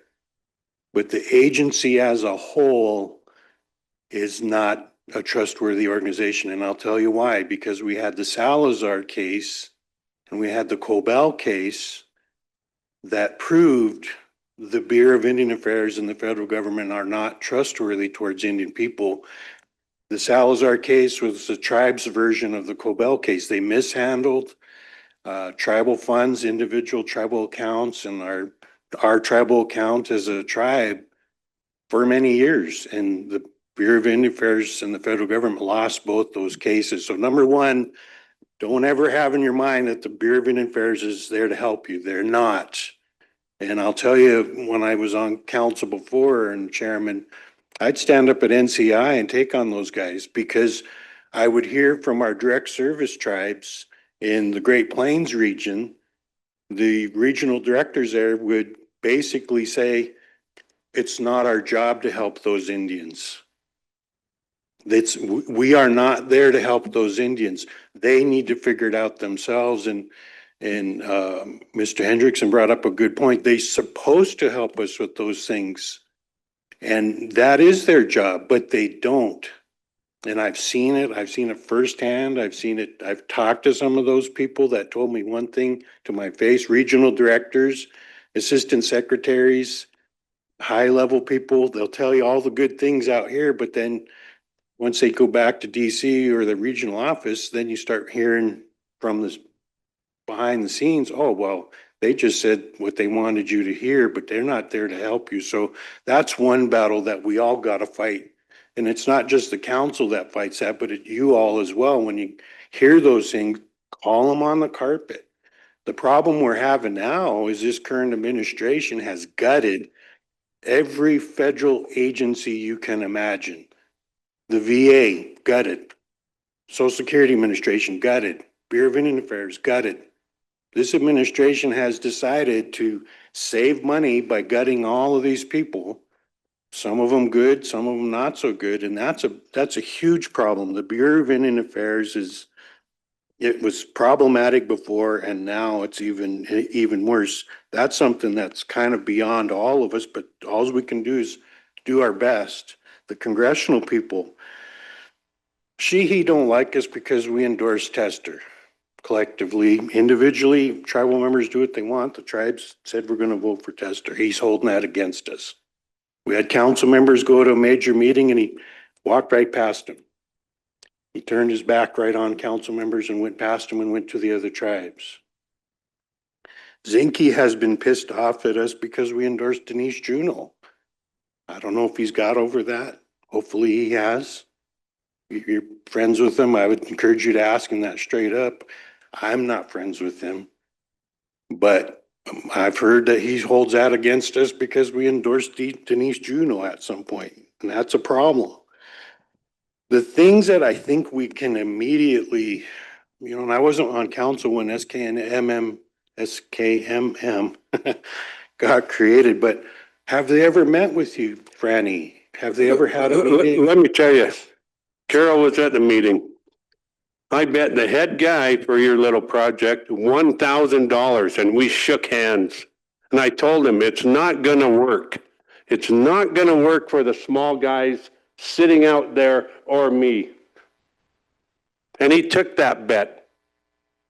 I feel he owes me $1,000 and I'll tell him that to his face. Who was that, Franny? James. I've still got some questions and comments. Can I say names? Caught it. Oh, okay. And Carol was there. Carol seen him shake my hand. Do you think they've called me one time on one of these projects? Well, that's my point. They have not.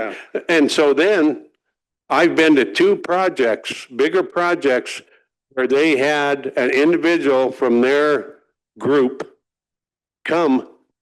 Do you think they bid on that? So how are they going to employ us if they don't even bid on it? Yeah. So it's all, yeah, BS. Finish, Franny. What you guys have If I done. can finish, and then Yeah. I've saved all of my comments for. Okay. I've heard your comments, so no disrespect, but real quick, I think we need to put some teeth to that and make them work with you and make them hold the, meet with this group and keep their word to you. The other thing too is on these major contracts, we're proving all of these water K-canal contracts and such.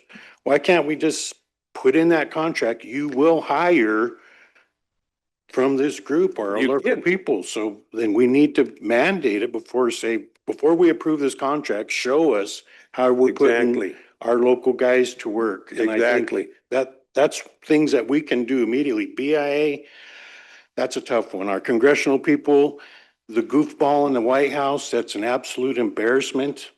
We can't do anything about those. We can't do anything about him. If he wants to jump off the damn White House, let him do it. But we can deal with SKMM. We can deal with this when we approve these contracts for K-Canal, et cetera, and say, look, if you're going to hire a water tender on that project, it has to be one of our tribal preference people. And, Franny, I appreciate bringing this whole thing up because I stopped at the rest area on the top of the hill, and anyway, I lost my debit card. My cousin found it, got it back to me. But I was wondering, why are we having Oklahoma fire pumper trucks out there? I didn't know why. And one thing about Councilmember, just because we collectively, there's 10 of us here, we don't get smarter or dumber or anything because we get elected. I don't know this realm like you all do, and all of you ladies and gentlemen do. I have to rely on our staff and on you all to help with these things. So I'm learning, but the things I do know is BIA is not our friend. You just go in, you work with them. There's great people that work there. I'm not saying that, but you just go in there. It's not our friend, but you figure out how to make it work for us. And that's what we got to do. So thank you, Franny. Thank you, everyone. And thanks, council. I got Tony. Tony, please go. Are you there, Tony? Yeah, sorry. My camera will not, there it goes. Thank you, council. Thank you, council members. Franny, and all the contractors come in. Thank you. We have come a long ways, and there's a long ways to go still, Fran. And we've been having conversations many times, looking at these issues, trying to figure them out. Ron and his staff has done an amazing job in the past 10 years to allow our Indian preference to be applied to the Viper best value system.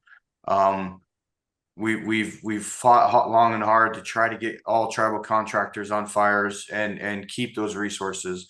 And with this new administration and new fire system, We're still trying to figure out who to contact, where to contact, and what it's gonna mean. And we're starting to see sprinkles of that administration change and policies. And so I'll work with Ron and I'll work with legal, and we'll figure out how to best approach on fighting some of these different policies and how this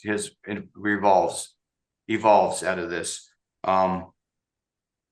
Another issue that was looked at was looking at tribal contractors for all projects, and I have multiple departments looking into that right now, including Dewar, especially Dewar, looking at how to make smaller projects or divide up projects or make more opportunity for tribal vendors to utilize. I think you've seen it in the past. We've done it in the past with, instead of doing one large flagship timber sale, we've tried to separate out timber sales into smaller projects for multiple contractors. We're looking at the same way with Dewar right now, trying to figure out how to input that language into the contracted requirement for tribal vendors to be utilized. And so all good subject, and I apologize if it isn't being done as fast as our conversations we've had prior, Franny, but we're trying to work on it. I know I have Dewar getting set up right now for a contractor training to put on. So contractors that do come in that want to bid on projects, they can come in and we will outline the bidding process, the evaluation process. And so everybody understands the bidding process. Everyone understands the contracts. Everyone understands how to get into the work with the Dewar projects moving forward. So just an update, and thank you for the conversation and the reminder of the necessity, the urgency that this needs to be done. Ram, go ahead. Thanks, Tony. That when you ask for specific things, one of the specific things would be to put someone on board, whether you pay them or not. Like I said, is going to look at whatever the project is and be able to report back to you. We have 10 engines. Haynes has some. We have 5 water tenders, da-da-da-da-da. And then people were contacted. You have people coming in here right now, Len, department heads, that think they're doing a good job. They're not. In fact, they have lied to you numerous times. And I'll tell that to their face, because I deal in facts. When your own departments hire Western State water trucks to water the roads going up Jonco, and they have a sign right on the water tender, Western States. Haynes lives pretty close to there. They're probably the closest guys. We don't live too far from there. Why is that? That's your own department. So when you want specific things, that's one specific thing that I think you could do is say, you will hire tribal members that are qualified to do that job if they're capable, or we're not funding your project. And maybe you won't have a job tomorrow. Why can't that happen? How come you guys can't set that kind of stuff in motion? And I know you guys have that power. Right is right, wrong is wrong. And so far, I think we've been getting the short end of the stick. The doers, as you call them, I call them the don't doers. They might have done some stuff, but the stuff I go to, like I say, 2 different projects they didn't even bid on. Did you guys still pay them? Probably. Are they doing their job? In my opinion, no. Why is that? Are we getting paid? And we're not working? The answer is no. So please, that's why I asked you guys to make some kind of motions. Because we've been in here, I don't know how many times with the same flag. Please help us. And the other flag is, this is how you help us. But nothing happens. And I agree, BIA, we don't have to depend on BIA. We should depend on our leadership to lead us. This is how we're going to help you people. We're going to make sure that these big white contractors that come in here are going to at least ask you guys if you want to work. As a side note, I was in here how long ago saying I didn't get paid for that fence up at the new casino? Do you think I got paid yet? And have you guys, and I'm guessing no, but I'll ask the question, have you guys seen the new thing from the project where they're gonna take trees? I don't know if anybody's in here with that, that's going to, it came from the tribal preference. You know how long that is to haul trees? 21 pages. Who writes that up? Why is there 21 pages in a little project that's going to cut trees up in the Jocko and haul them to Ravalli? Why does that take 21 pages? Because there's language in there that somebody put in. I didn't see anything about we will use tribal members. There's tribal preference. So then I guess that all you need to do is ask what would help us. Ask these people. You're friends with a lot of them. What I'm telling you is make your own department heads adhere to the resolutions you guys passed not many years ago, I think 2. You passed 6 resolutions.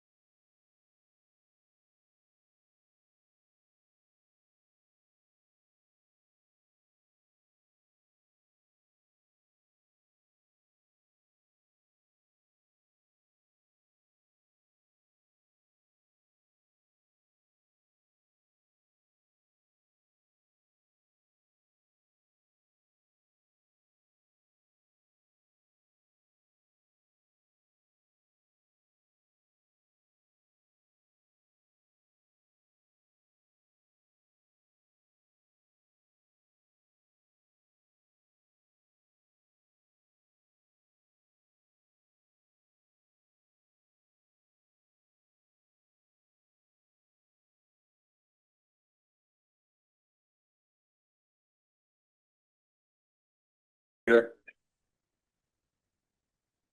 Go ahead, Carol. Okay, Mr. Chairman, I make a motion that we authorize leave share, extended leave share for Ernie Moran, and I'm just glad you're alive. I seen you in the hospital. Yeah. Motion by Carol. Second by Jimmy to extend leave share for Ernie Moran. All in favor? Is there going to be a time limit on that or how many more hours?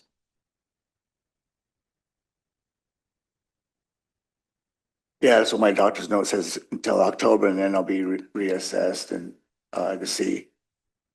They're just they don't want me to be a liability. I have some, Till November 1st?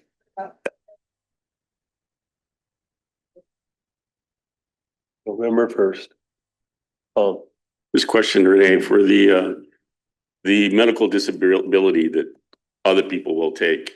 I think even, can you describe that and where does that money come from? Because I know part of the issue with extended leave from a workplace is that workplace has to find someone, or it's coming out of their budget and they still have a job to do. They still have, that person that's missing is duty still to response to. So Yeah, the leave share program, the program will be paying the funds while he's on leave share, but once he applies for disability, he has to be off work for 60 days. And then the disability company should kick in at that time if he's approved. And they pay 60% of the wages after that point for a period of up to 2 years. So then he would not receive pay for 60 days, you're saying? He could be on the leave sharing program for 60 days. Oh, okay. Yeah, and that would be paid by the department. And then once he's on disability, then the disability company picks it up at that point. just, Ernie, is it your intention to come back to work? oh yeah. Okay. I mean, I would, I know Scott has offered, we're trying to do something for me to, come back in light duty or whatever. I mean, I don't know if you guys know what vertigo is, and I'm dealing with that a lot. Get off balance and stuff, and the doctors are saying, a liability, a liability. So, but I want to come back because that's where I belong and that's what I want to do. So, I mean, like I said, I've been through some hard times down there. I've seen a lot of people come and go there, and had a lot of discussions there, and so I've outlasted them, and I just don't walk away. So, yeah, I want to come back, and the leave share thing, it's not guaranteed. So even the pay isn't. Not everybody donates, and it's tough to ask for 10 hours from somebody. I talked with personnel, or not personnel, the home gun and Charlotte over there, and I just said it's a lot easier if I had 80 tribal employees that donate 1 hour. That's a lot easier to ask for. 1 hour from 80 employees, that's nothing. But to ask for 10, 20, 30 hours, I mean, that's a lot, and that means a lot to me, because that means you just dedicated your 2 weeks of work to donate 10 hours to me. And that does, touch my heart. So appreciate it. Well, thank you for coming in, Ernie. Yeah, thank you for your time and allowing me to do it. Yeah. And we're Can done. we go back into executive for the next issue? We can.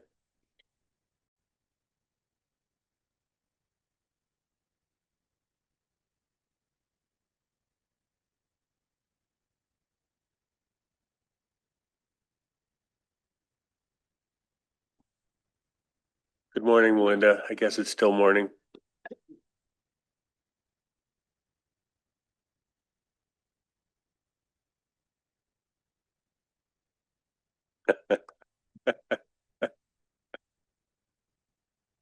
I read it. Motion by Martin, second by Tom.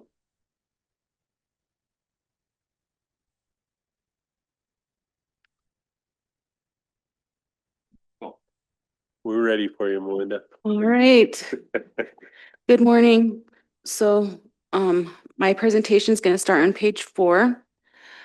I'm here this morning to get council approval for a project-specific agreement between the tribe and MDT for some pre-construction consultant work for some culvert repair and or replacement in Hot Springs. So this is just for the pre-construction work, and when construction actually does come, possibly in 2026, 2027, I'll come back with another PSA for the construction. And I kind of included this little press release that they had to show where those specific culverts are. Two Dry Fork Creek culverts are located about 4 miles north of Hot Springs, and two Camas B irrigation canal culverts are located about half a mile south of Lone Pine. So, yep.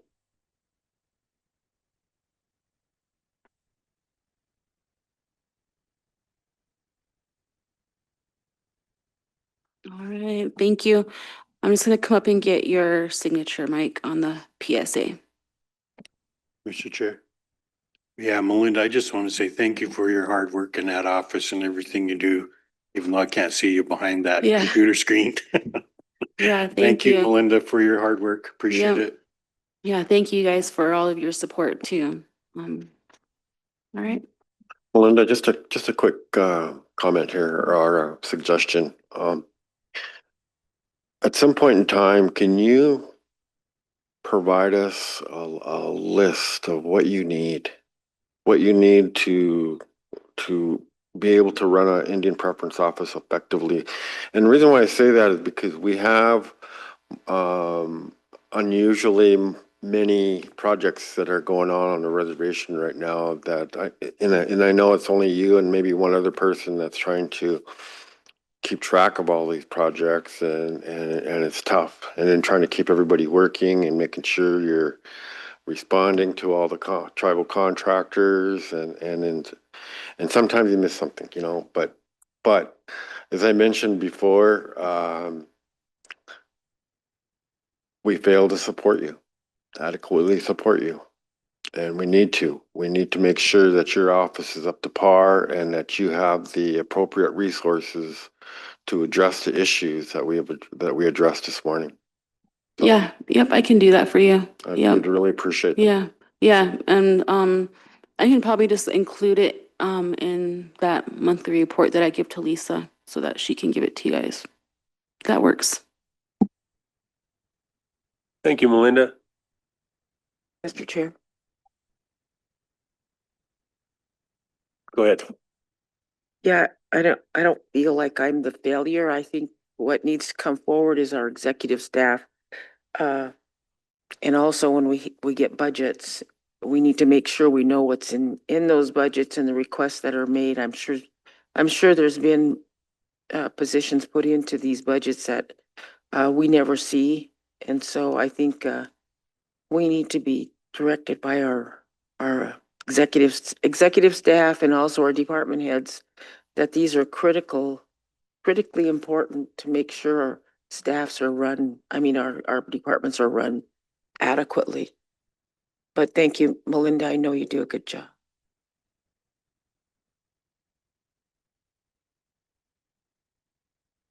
Come on up, Ron. Tell us about fire.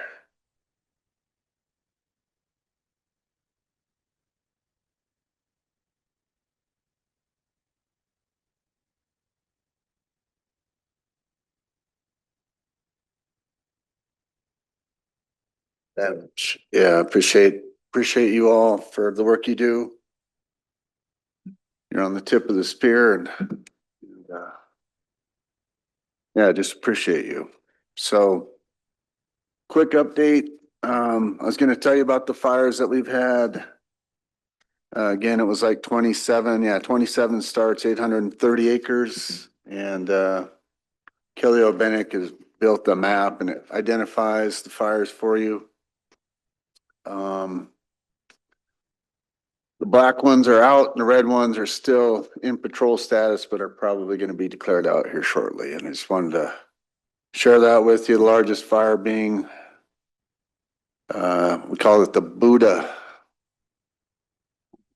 Ranch, 600 acres. Had a number of lightning starts right through that period. 6 or 7 starts or whatever, and we're able to stop everything. Kept everything small. 600 acres of grass isn't too bad. It had 60-mile-an-hour winds on it, and pushed pretty hard, but then once the wind died down, we were able to get around it. So that's that. I think, do you guys see this in your, okay, so we came and talked in May, and we talked about retention and recruitment. I told you that we've lost this many employees since 2017. I just put the names to the number. All of those employees there used to be at Division of Fire, and from 17 on, we've lost 120 folks that were part of that program. And we're seeing a lot of retention and recruitment issues, I guess, at Division of Fire. So I wanted to share that with you. Also update you with what I could. In the main meeting, we talked about the U.S. Wildland Fire Service. I really don't have any solid updates, unfortunately, other than I was told by the Intertribal Timber Council that it is going to happen. We will be aligned with the Federal Wildland Fire Service. And it's, the way I read it, and some of the things I was provided, somewhere mid-September, I think we will know a little bit more. I'm not sure if the Assistant Secretary of Indian Affairs had anything to share on that with you folks in the meeting that you guys had with him. I was really eager to try to see if I could get anything from him. I don't even know if he knows, to be honest with you, how it's going to look. But so we're bracing, I guess, for that. There is a GW pay scale that was developed by the feds to recruit and retain firefighters, retain people into the wildland firefighting organization. And so right now I'm building, so what I was told is tribes will be included in that. So tribal programs will have the opportunity, if tribal council approves, that we adopt the GW pay scale for a wildland fire program, that they will incorporate that into our 2026 budgets. So I'm drafting a resolution. I'll have Ryan review it, and I plan on bringing that one forward here shortly to get before council and see if we can get a resolution to adopt that pay scale. I need a resolution to adopt, go into a new 638 agreement for the fire management program. Our current 638 expires December 31st. I've provided a scope of work to Brian and to others, and have reviewed and looked at the comments and have adjusted, and I'll bring that in for approval as well. So it'll be a budget and a scope of work for the 638. And then the cooperative agreements, that's how the money for fire suppression, fuels projects, bar funding, and supplemental funding come into the tribe. I will build resolutions for a cooperative agreement for fuels funds, bar funds, fire suppression, reimbursement funds, and for preparedness funds. So we'll have 4 separate cooperative agreements. And it'll be beneficial for us. It'll help us separate the money and know quickly how much funds we have in what program and what they're intended for. So I think that'll be a great improvement for the next 5 years and help us organize our budget better. And then there's still the incident response premium pay I brought forward is currently not for tribal programs, and it's weird right now. I mean, listening to Mr. Steele and others talk about the BIA and how they treat tribes. You know, they're our trustee and they're supposed to be supporting us, and I don't feel like they are. And there's a number of initiatives that have come forward where Carol, Ron, Tony, Kashola have to go to counts, get permission to go to DC and have to write letters and lobby for fair and equitable treatment, when it should be just an inherent responsibility of the federal government, specifically the BIA. So, you know, I came in before in May to ask if we could modify the cooperative agreement to include IRPP, and Tribal Council graciously gave me permission to. I approached the region and they denied that request, so unable to modify. So I think what I'll do is come once again and try to incorporate IRPP into the fuels and the fire suppression reimbursement cooperative agreements, because it should apply in those.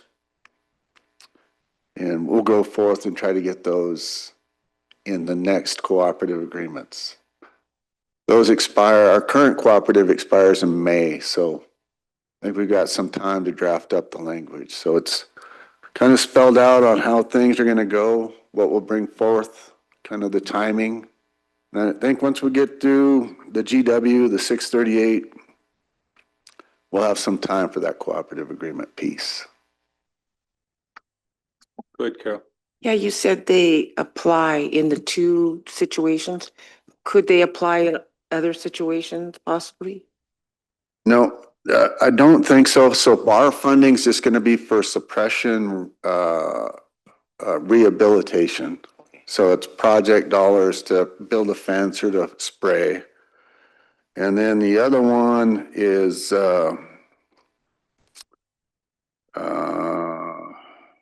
preparedness funds. That will be for supplemental funding. The preparedness program doesn't suppress. It's just what we get prepared for so we can suppress. So it's a different piece of the puzzle.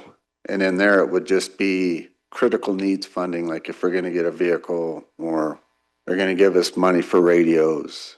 So that won't have IRPP. But that's a good question. So fuels, definitely, and suppression.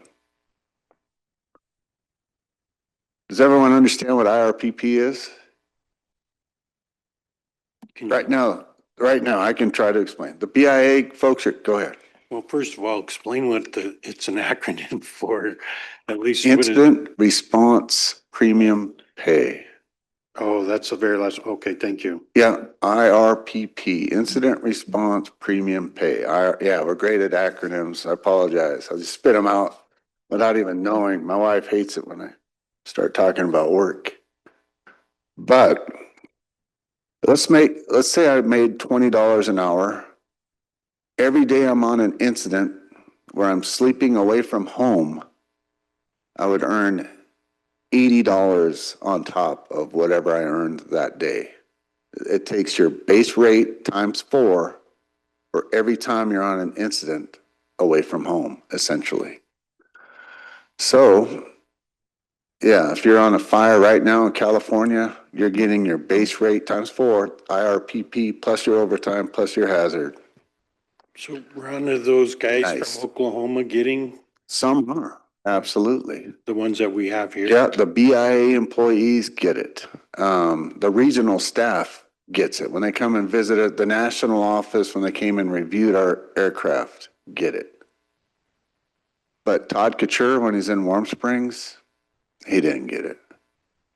When the whole module spent 40 days in Washington and Oregon, they didn't get it. The crew we got in Warm Springs right now isn't getting it. The gal we got down in, yeah, it's just, and it's weird, you know, all the other federal entities get it. It's to the point where I got an email about BIA's got 10 slots for an FMO class. They're building an academy for FMOs. So I looked at it and I asked the question to the guy that sent it. I said, does that include tribes? I've never had to ask that in the past. But now it's a question, it's a viable question. Does those 10 BIA slots include tribal FMOs? He was like, oh yeah, why wouldn't it? I don't know why it will. I mean, sometimes it does and sometimes it doesn't. It's just, we gotta ask. Thank you. That's why consultation is so critically important, that we have our input in there. If they don't even remember tribes until somebody brings it up, oh yeah, tribes, then it gets put in there. So I think that's important, that we continue with this consultation push.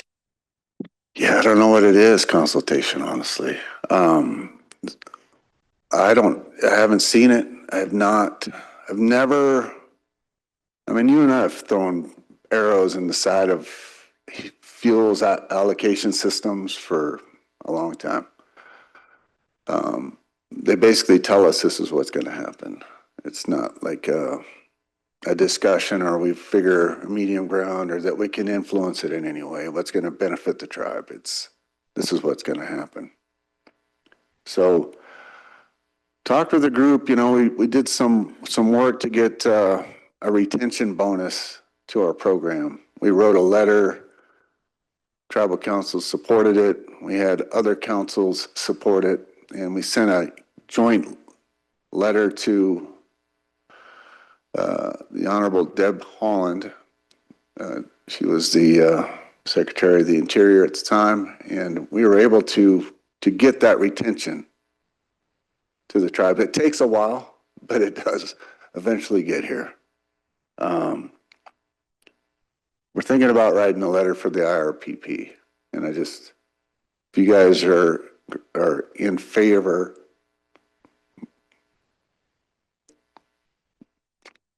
Hey, James. I think, Mr. Chair, it sounds like they don't even do any consultation on this whole thing, then we need to request it. So I definitely, I mean, they have a consultation policy for the Bureau of Indian Affairs. I'm looking at different sections of it here.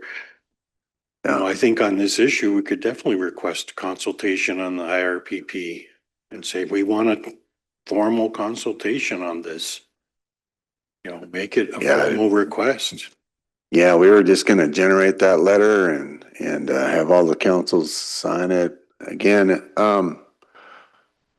when I talked to the region, that's what they said is we can't help you guys, but you guys have a lot of pull and you can do it. So it's like every initiative that comes out, the tribes have to write a letter and have to fight. And sounds like the group that I've worked with on the other are willing and wanting to pursue it. So I think we'll just throw that out and see if we can't generate a letter.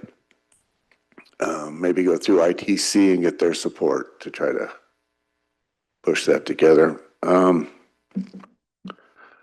I guess outside of that, any questions for me that I can help answer? For Mr. Chairman, if you could write a letter to like James said, the BIA and demand consultation on these issues. Well, that's exactly what Ron's talking about. The letter I'm talking about. I know, but he's doing a letter like he did in the past. Remember the letter? This is what I'm asking you to do, is ask for consultation.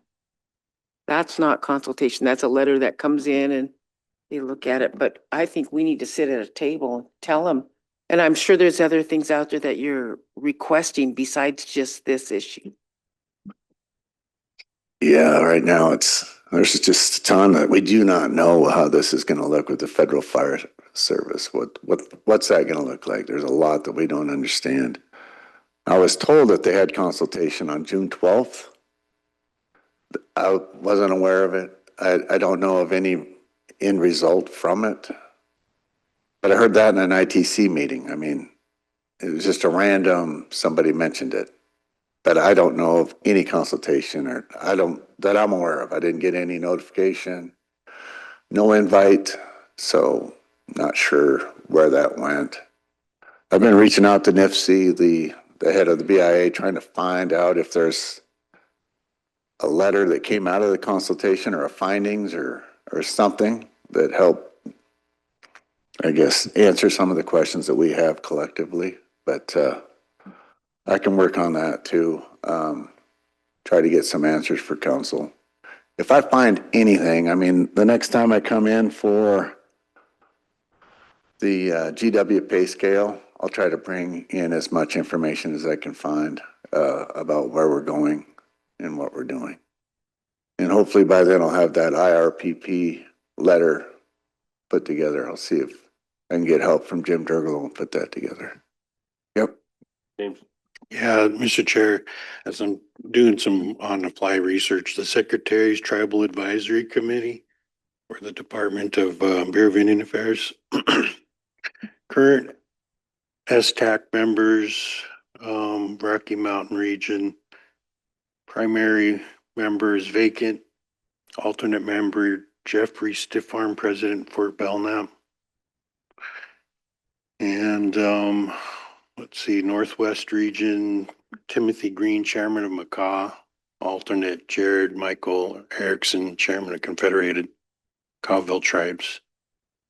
So it seemed like that entity as well could be brought to bear to help with this as well. And if they had a consultation and we didn't know about it, we can still demand another consultation, because years ago, NIGC was really good for just throwing oh, this is a consultation session, but they didn't advertise it or let anybody know about it. So, yeah, absolutely. So in terms of I hope this Secretary's Tribal Advisory Committee is still active and not defunct, but it sounds like maybe get a hold of the Northwest Region representatives, Timothy Green, Chairman of Macaw Tribe, is part of this, and who he would represent us. Could you forward that to me in an email? I'll try and go for it.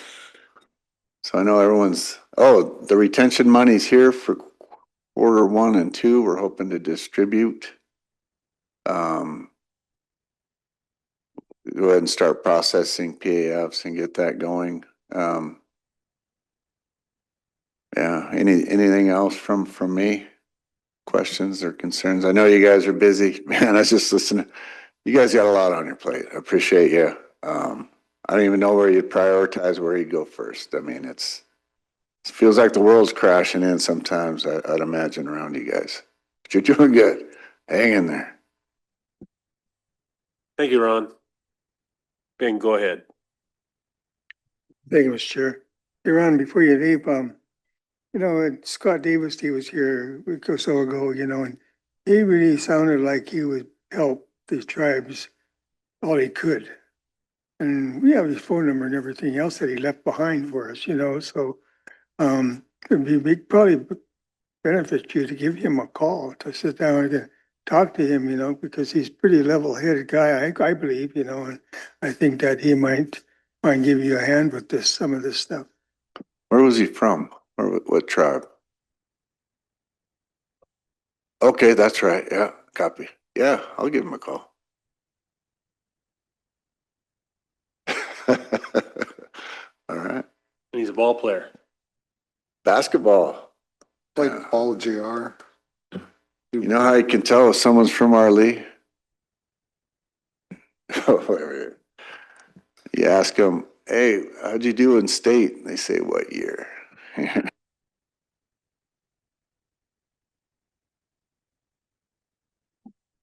Thanks, Ron. Keep your day job, Ron. Come on up, Ruthie.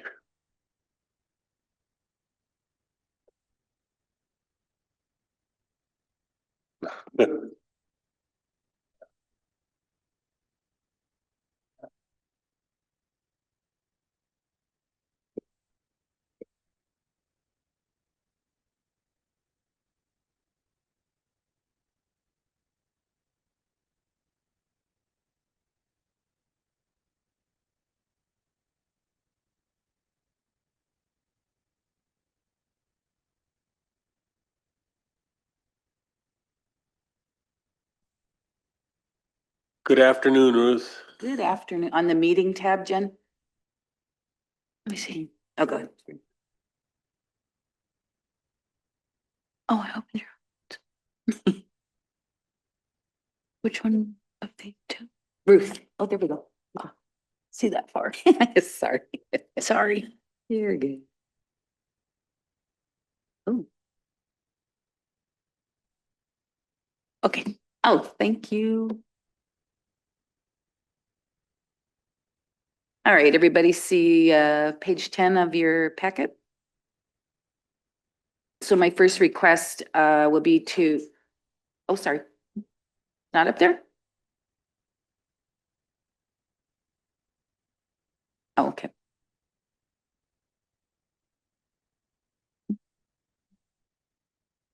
Great. Oh, there we go. Ah. Every time I'm on Zoom. There, can everybody see that now? Okay. So the first request is to your approval to purchase capital equipment as part of that acquisition you recently acquired the acquisition for estimated cost of $550,000. It is past July 1st. Your approval is required regardless, but because we're past that deadline, that's kind of the extra level of approval required. Motion by Martin to move forward with the capital equipment purchase. Go ahead, Lynn. Ruthie, did they provide you a list of what exactly it is that we're purchasing? It's my understanding that our property and supply management was undertaking that inventory, so they could inventory and describing tag all of that. So Okay. best I could answer. I'm sure Greg could update you on that after that gets done. Got a motion by Martin. Second by Bing. All in favor of the capital equipment purchase? It's all the paying equipment and everything that was part of Valley View purchase. No, none of the equipment was included. And Lynn did the inventory and took and identified all of the things that just weren't worth buying and the ones that were worth buying. And that's the list that we're looking at, is the things that were worth buying. And part of the agreement was that they would remove anything else.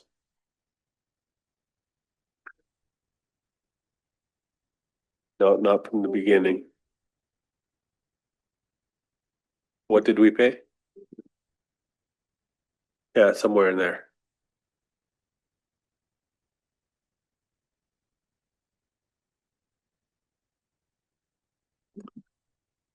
The vote was 8-4 with Tom out of the room.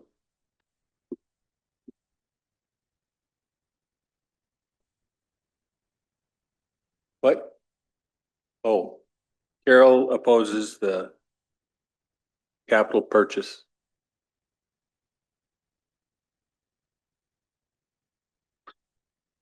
Go ahead, Ruth. All right. To further along that discussion, modification 10 to make available through reduction in per capita and then the increase in the capital programs. We could not expend water compact funding for that purchase. That's the primary reason it wasn't included in the purchase, is my understanding. So it's a general fund expenditure and will be owned by the tribes. The next part of the increases are going to go into safety of dams primarily, and also some very minor reductions in some of those same dams projects dollars. We have a continual ongoing reconciliation of that. They're funded very large amounts, but sometimes their budget allocations and spend doesn't tie up real neatly and they end up having to adjust and readjust again. So that's the sum of those changes in the Indian Affairs Compact. And contracts and grants are bringing forward increases in those two function areas of government services and health and human. So the total net increase is going to be $3,258,453. Will increase total allocations to $398,470,375.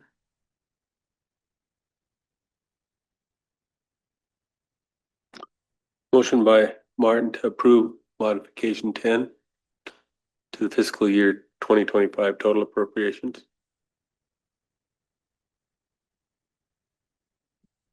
Second by Tom. Any discussion? All in favor?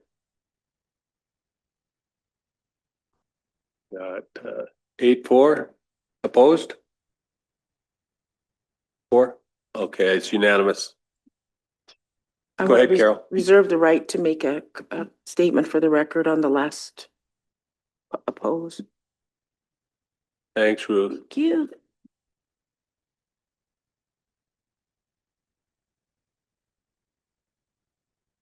Lunch at 1. Oh, go ahead, Martin. Thank you, Mr. Chair. I don't know if you guys know this, but play a little disc golf. There's another tournament that is going on at the college the end of the month on the 30th, and was hoping that we could sponsor $250 like we've done before. I guess, yeah.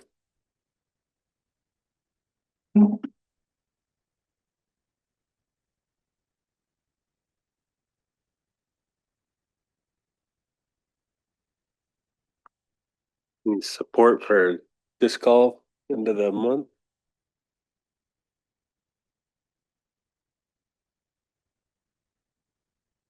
Yeah.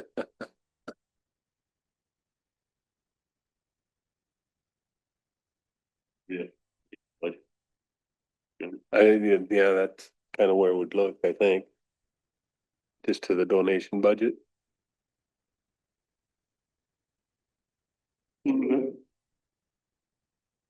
Say that again, Martin? Yeah.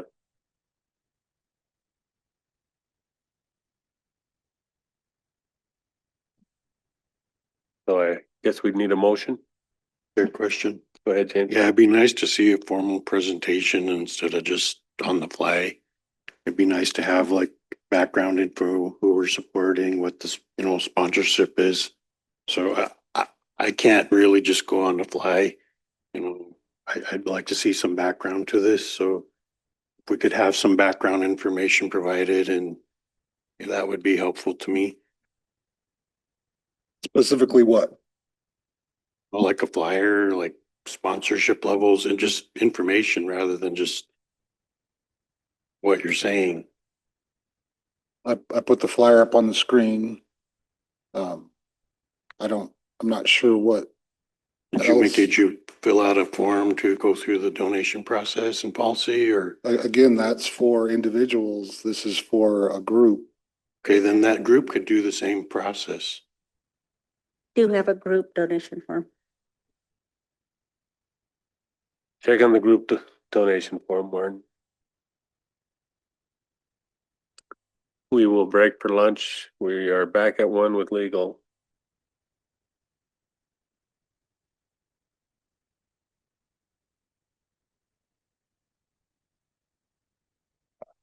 Okay. Yeah, you guys will be with Gretchen first and then Taylor from that Mission West and then Mission Valley Power, then legal update, then Jordan. 1 o'clock though. Quick lunch. Well, let's go ahead and get started then, if we can. Can you start for Gretchen, Chris? Oh, Gretchen's on? Awesome. Oh yeah, there I see her. Welcome, Gretchen. Thank you. I'm sorry, I wasn't able to hear like the lead up, so I'm not sure if should I just start? I think you can go ahead and start. Thank you. Well, thank you so much for allowing me to be on the agenda. This is the first time that I have come to CSKT in a formal fashion. I have worked for a tribe in northern Wisconsin. Weswagening is their home place, and was 2005 I came to CSKT through EPA to learn how to do water quality standards for the tribe. So many years passed and I ended up becoming a teacher in high school and now just moving back into doing water resources again, working for the Clark Fork Coalition. As part of this position, we are working on the Central Clark Fork Watershed Restoration Plan. It's basically from Drummond to the confluence with the Flathead River. And it's one of the reaches within the Clark Fork River that does not have a watershed restoration plan. This plan is very much like a Clean Water Act, non-point source driven plan. And so we're working with the DEQ and other partners. It was originally started like 2018 and kind of fell away in 2020. And at that time, CSKT was participating. I was not a part of that. I know I've read the like older documents and stuff. And we basically just kind of summarized what that effort was before. And we're kind of restarting the process now to just bring together everybody and kind of talk about what are the issues within the Central Clark Fork watershed. And ultimately, hopefully come up with some priority projects for restoration. And so I just kind of reached out to staff at the Tribal Natural Resource Department and kind of asked what the process would be for seeing if they could participate. And so I come to you today to just see if that's a possibility to participate in the watershed restoration plan for that Central Clark Fork watershed area. Well, thank you, Gretchen. Anybody got questions or remarks for Gretchen? I'm anticipating that we'll want to be part of this in a big way. I got a thumbs up from Tom. You got anything to add, Chris? Just that I've been a part of a couple of these sorts of planning operations in Alaska, and that's why I step forward, because sometimes these guys need guidance as to what is what and who means what value is it to us. And I see several things here that are of great value to us.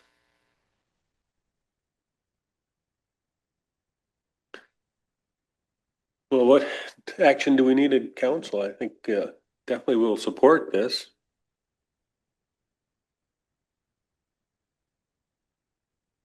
Yeah, I'm not sure if there needs to be like an official action or anything. I just kind of wanted to talk with you guys and make that first introduction so we can move together in a good way as we move forward. It sounds good, as long as we're aware of the meetings and get the right people there. Thank you. Well, thank you. Have a nice afternoon. You too, Gretchen. Thank you for coming and Thanks. Okay. All right, bye-bye. Bye. Have a good afternoon. Thanks, Chris.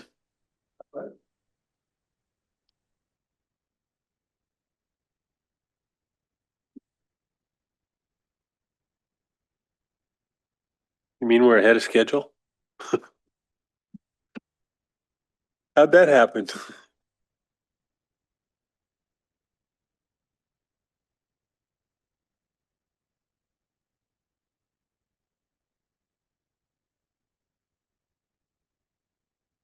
Here's Taylor. Come on in. No, you're ahead of schedule and we're ahead of schedule, so we're together. Come, yeah. Welcome, and turn the microphone on and let us know what you're up to. Yeah. So we're here with Mission West Community Development Partners. We have a grant that is currently in it's exiting its first year. We're about to enter year 2. And it's called the Pilot Community Tourism Grant Program through the Department of Commerce. And I just wanted to bring in and present to you some of the work we're doing, just so you know what we're currently working on and know what you could potentially bring proposals to us. We have some money to deploy, and we'd like to work on community projects throughout the region. We currently have 1.25 million allocated, 300,000 of which is left for years 1 and 2 to work on primarily planning projects that are projects that help tourism development. And for those of you that might be frustrated with tourists, if not tourism development itself, I know I can be.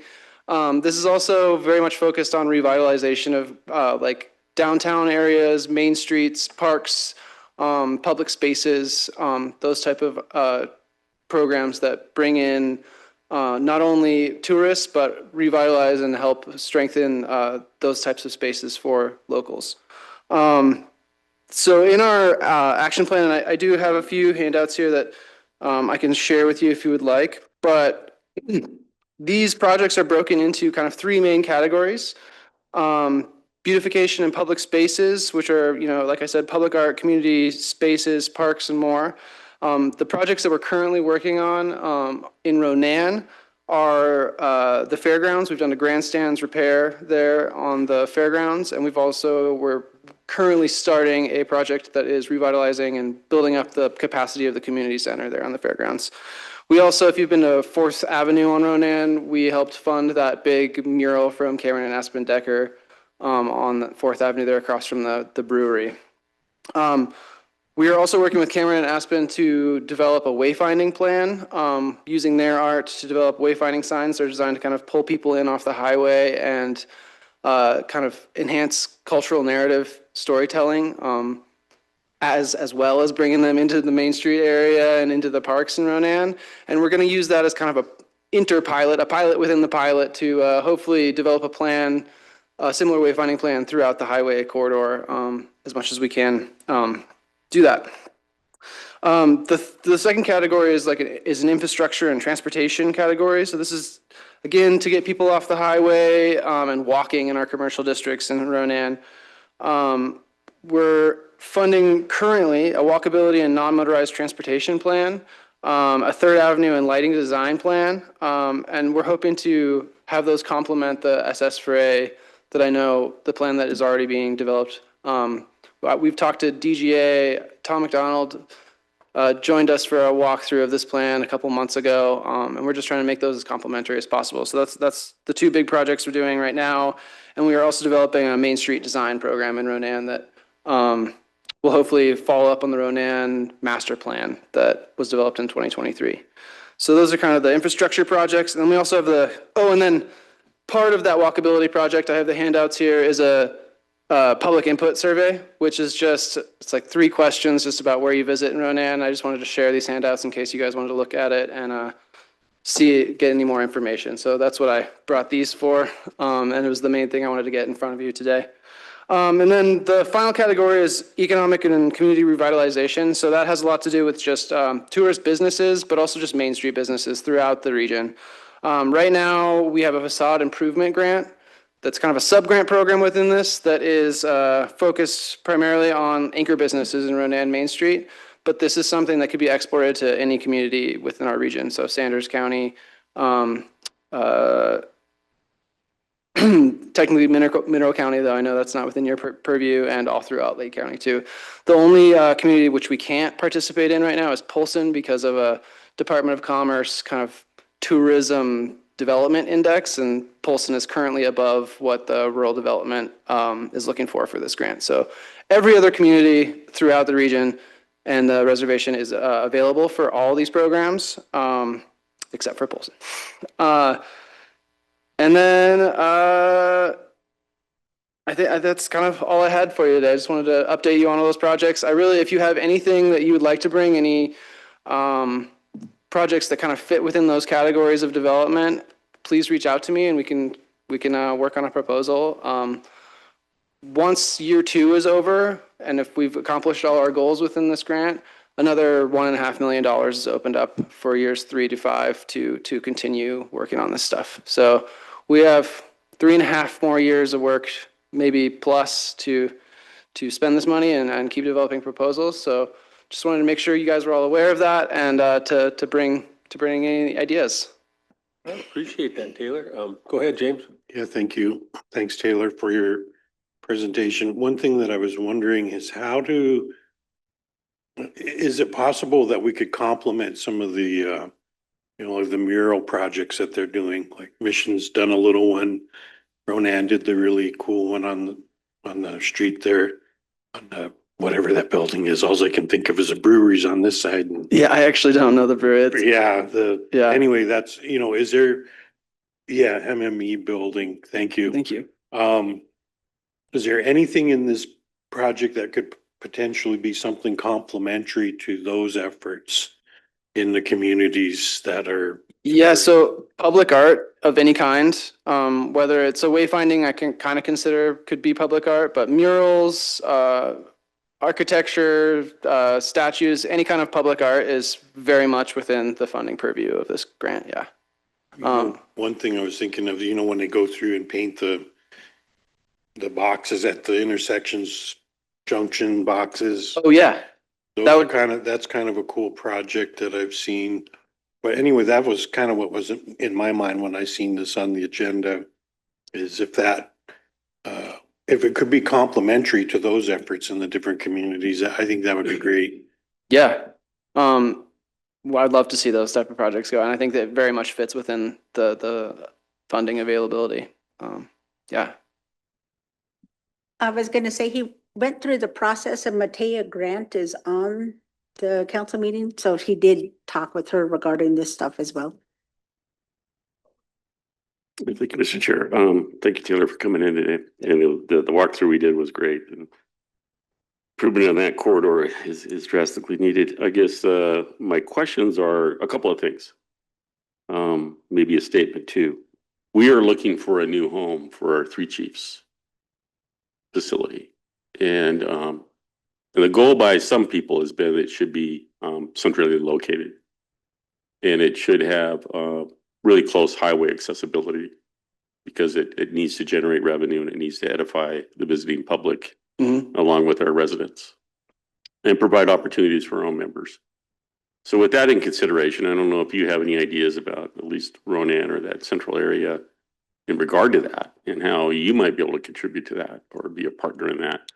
And then the other statement has to go with what when we talk about art, and this is unfortunate. In council, the board's coming in today. So one of the things about the transformers is that it's the linemen that have kept artwork off of those transformer buildings or those pedestals. And that's the only reason why we don't have art on our transformers that are anyway. It's been an alignment at Mission Valley Power that have kept that from happening. So there are some works that are up in Polson. Those are private that's happening on. And of course you see them in Missoula all the time. I think those are just absolutely cool. Yeah. And I love it when I see them in Missoula. Anytime I see expressive art, I think it's really a pretty cool thing. So that could be something we could, maybe the board can stand up to the union and the linemen and say, no, it's okay to put artwork on that, those green boxes. All you have to do is see a number. That's all they need to do. And they just had something weird with it.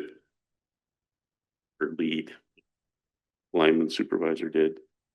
Anyway, that's my comment. Okay, and I think for the Three Chiefs building, that could absolutely fit within this purview as well, especially if it's near the highway and especially if it incorporates tourism elements, which are very flexible. I don't want it to be too, it's not a very narrow grant. It has a lot of room for flex, and it's very much controlled by the steering committee to determine which programs and which projects fit. And I think that a very strong argument can be made for that. So I'd love to talk more and try to develop a proposal that would draw some of this funding into that project. Absolutely. But don't. Yeah, thank you, Mr. Chair. The other thing is value-added products. And so we're investing in a meat processing facility in Ronan. And of course, we already have a fish fillet facility up at Blue Bay. So we're in the business. We're going to get in the business bigger. And so, you know, having outlets or having that as an attribute to draw people into Ronan to come there and buy value-added products from our livestock producers, whatever we might do there, you know, it might be a bison meat thing through our bison range, or it could be just a simple one of our cattle ranchers or any cattle. This how it comes through that kind of like the, you know, Mission West, the the processing plant there at the end of Main Street, but how we can do more of that, and that is an attractant to the town of Ronan would be wonderful. So Yeah, so I know the MMFEC, the food processing part of Mission West, is pretty involved, or semi-involved at least, with that meat processing facility. And I can talk with Jan more about that, but that also, especially if it's drawing in visitors, drawing in people that want to purchase products there, also fits within the purview of this grant. So we could probably channel some funds towards it as well. Especially when it comes to like signage, outreach, website building, that type of stuff that's increasing the capacity of folks to have, you know, to know about that place outside of just the valley. We can definitely channel a bunch of funds towards that. We're just trying to draw people into the valley, spend their money here. And I do want to reiterate that like Hot Springs, especially Eschilip, I hope I said that right. And St. Ignatius, we don't have any projects in either three of those communities right now, and we would love to develop some projects there. So it's very Ronan centric, with a little bit of work in Sanders County right now, but it's a huge kind of region that this grant can apply to, and the more we can kind of spread out all these funds, the better. So I do know that I hope he can do something about the walking path along Highway 77 into Hot Spring. yeah, and I have heard about that. I think that's something we're going to try to start pursuing that. Actually, we've been talking about it already, but I'd love to talk to you more about it. Go ahead, Danielle. Thank you. It sounds like a great opportunity for a lot of our rural communities too. So we appreciate that. I think I'll have to grab your number. We could sit and visit for a very long time on different needs. So, yeah, I'll look forward to visiting. Great, and I will leave my card here along with some of these survey materials. I'll just leave them with Jennifer there. Well, thank you for the presentation. James, you got something else? Oh, no, I was going to tease Daniel. What'd you do to your side of the desk? Didn't shower today, huh? Carol, go ahead. Yeah, I appreciate the efforts that you're doing in Ronan and all the improvements and things. And so I know I've kind of been vacant and haven't been there, but I try. Very busy. It's touch and go sometimes. Busy people, all of us, I know. So thank you. Yeah, thank you. Go ahead, James. Thank you. Have you met with the Mission City Council just to talk to them as well? I have. I was. Okay. I sent someone down. So I've been to Ronan City Council a couple of times, and I have sent my coworker Weston Keene down to Mission City Council. But I'm planning to make a visit in the next couple of weeks as well. Anything else for Taylor? We appreciate you coming in and presenting today. And yeah, thanks so much for having me. I hope to have a chance to get together with you sometime. Yeah, hope so. Thank you all so much. And I'll leave these right here.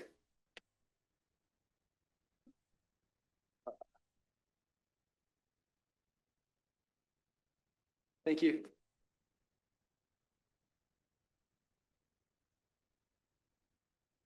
Hey, James. Do we have just like a minute?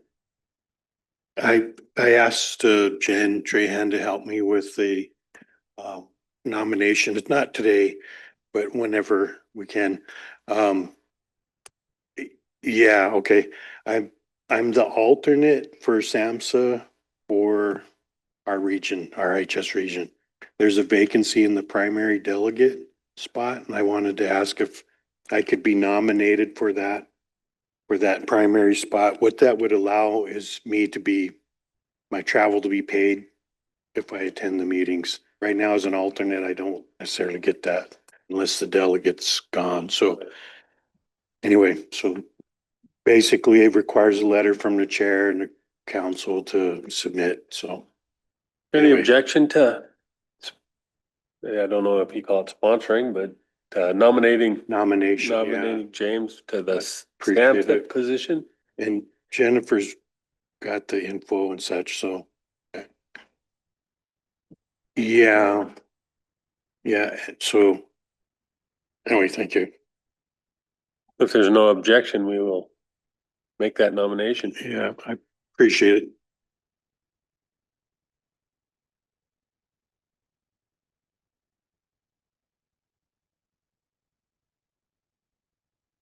So you said we go to Mission Valley Power next? Okay.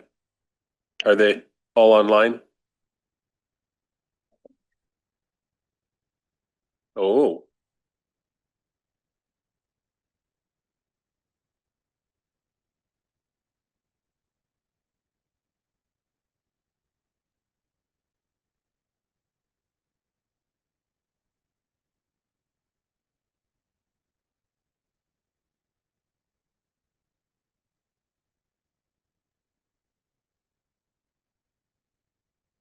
say again?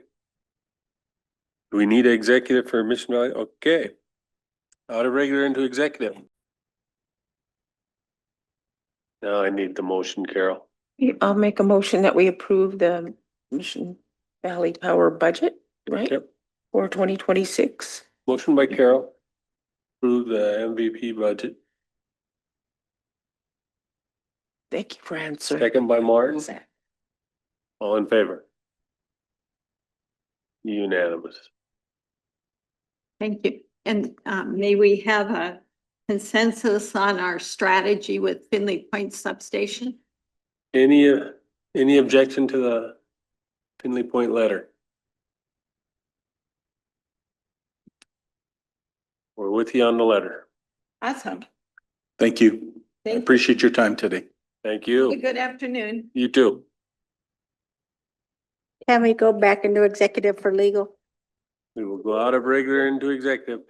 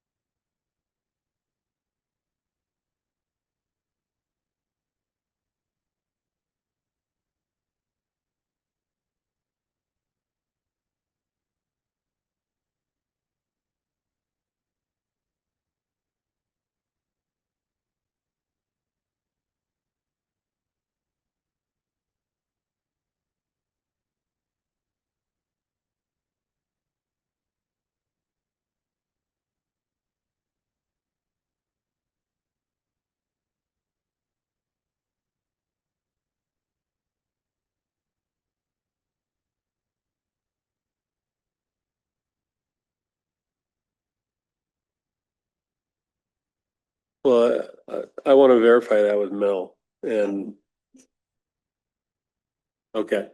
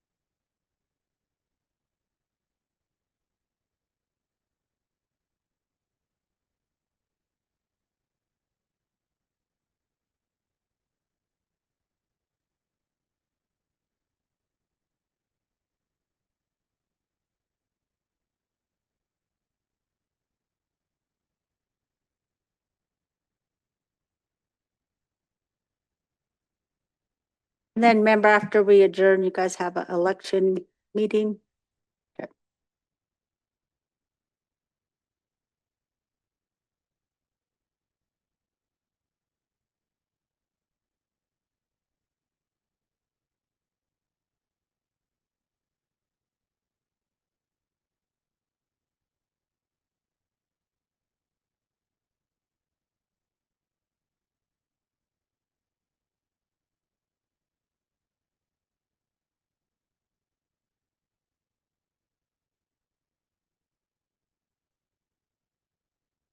And Jennifer, I texted her and she said she'd be here next week.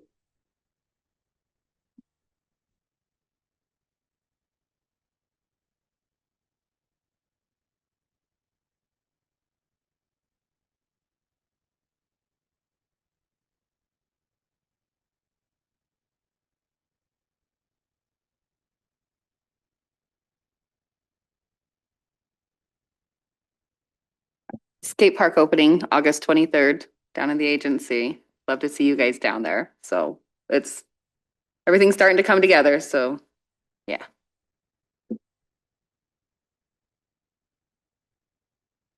Jimmy and Dean have a district meeting on the 20th.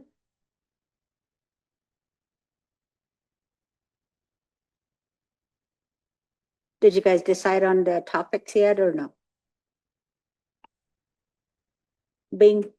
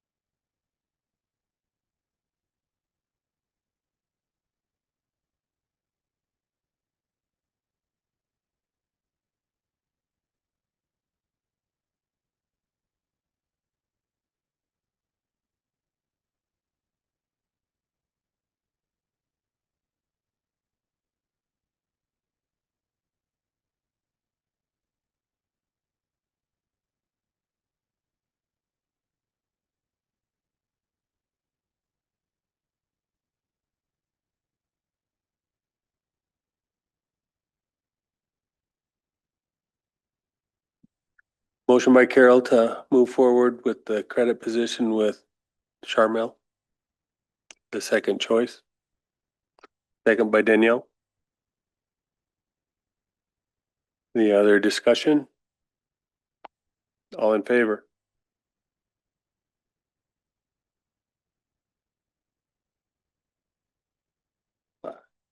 James? No? All opposed? Okay.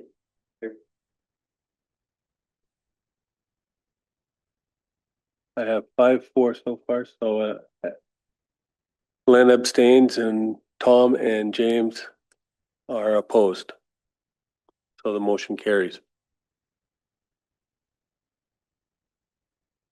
As long as she'll accept the position of an offer. Exactly.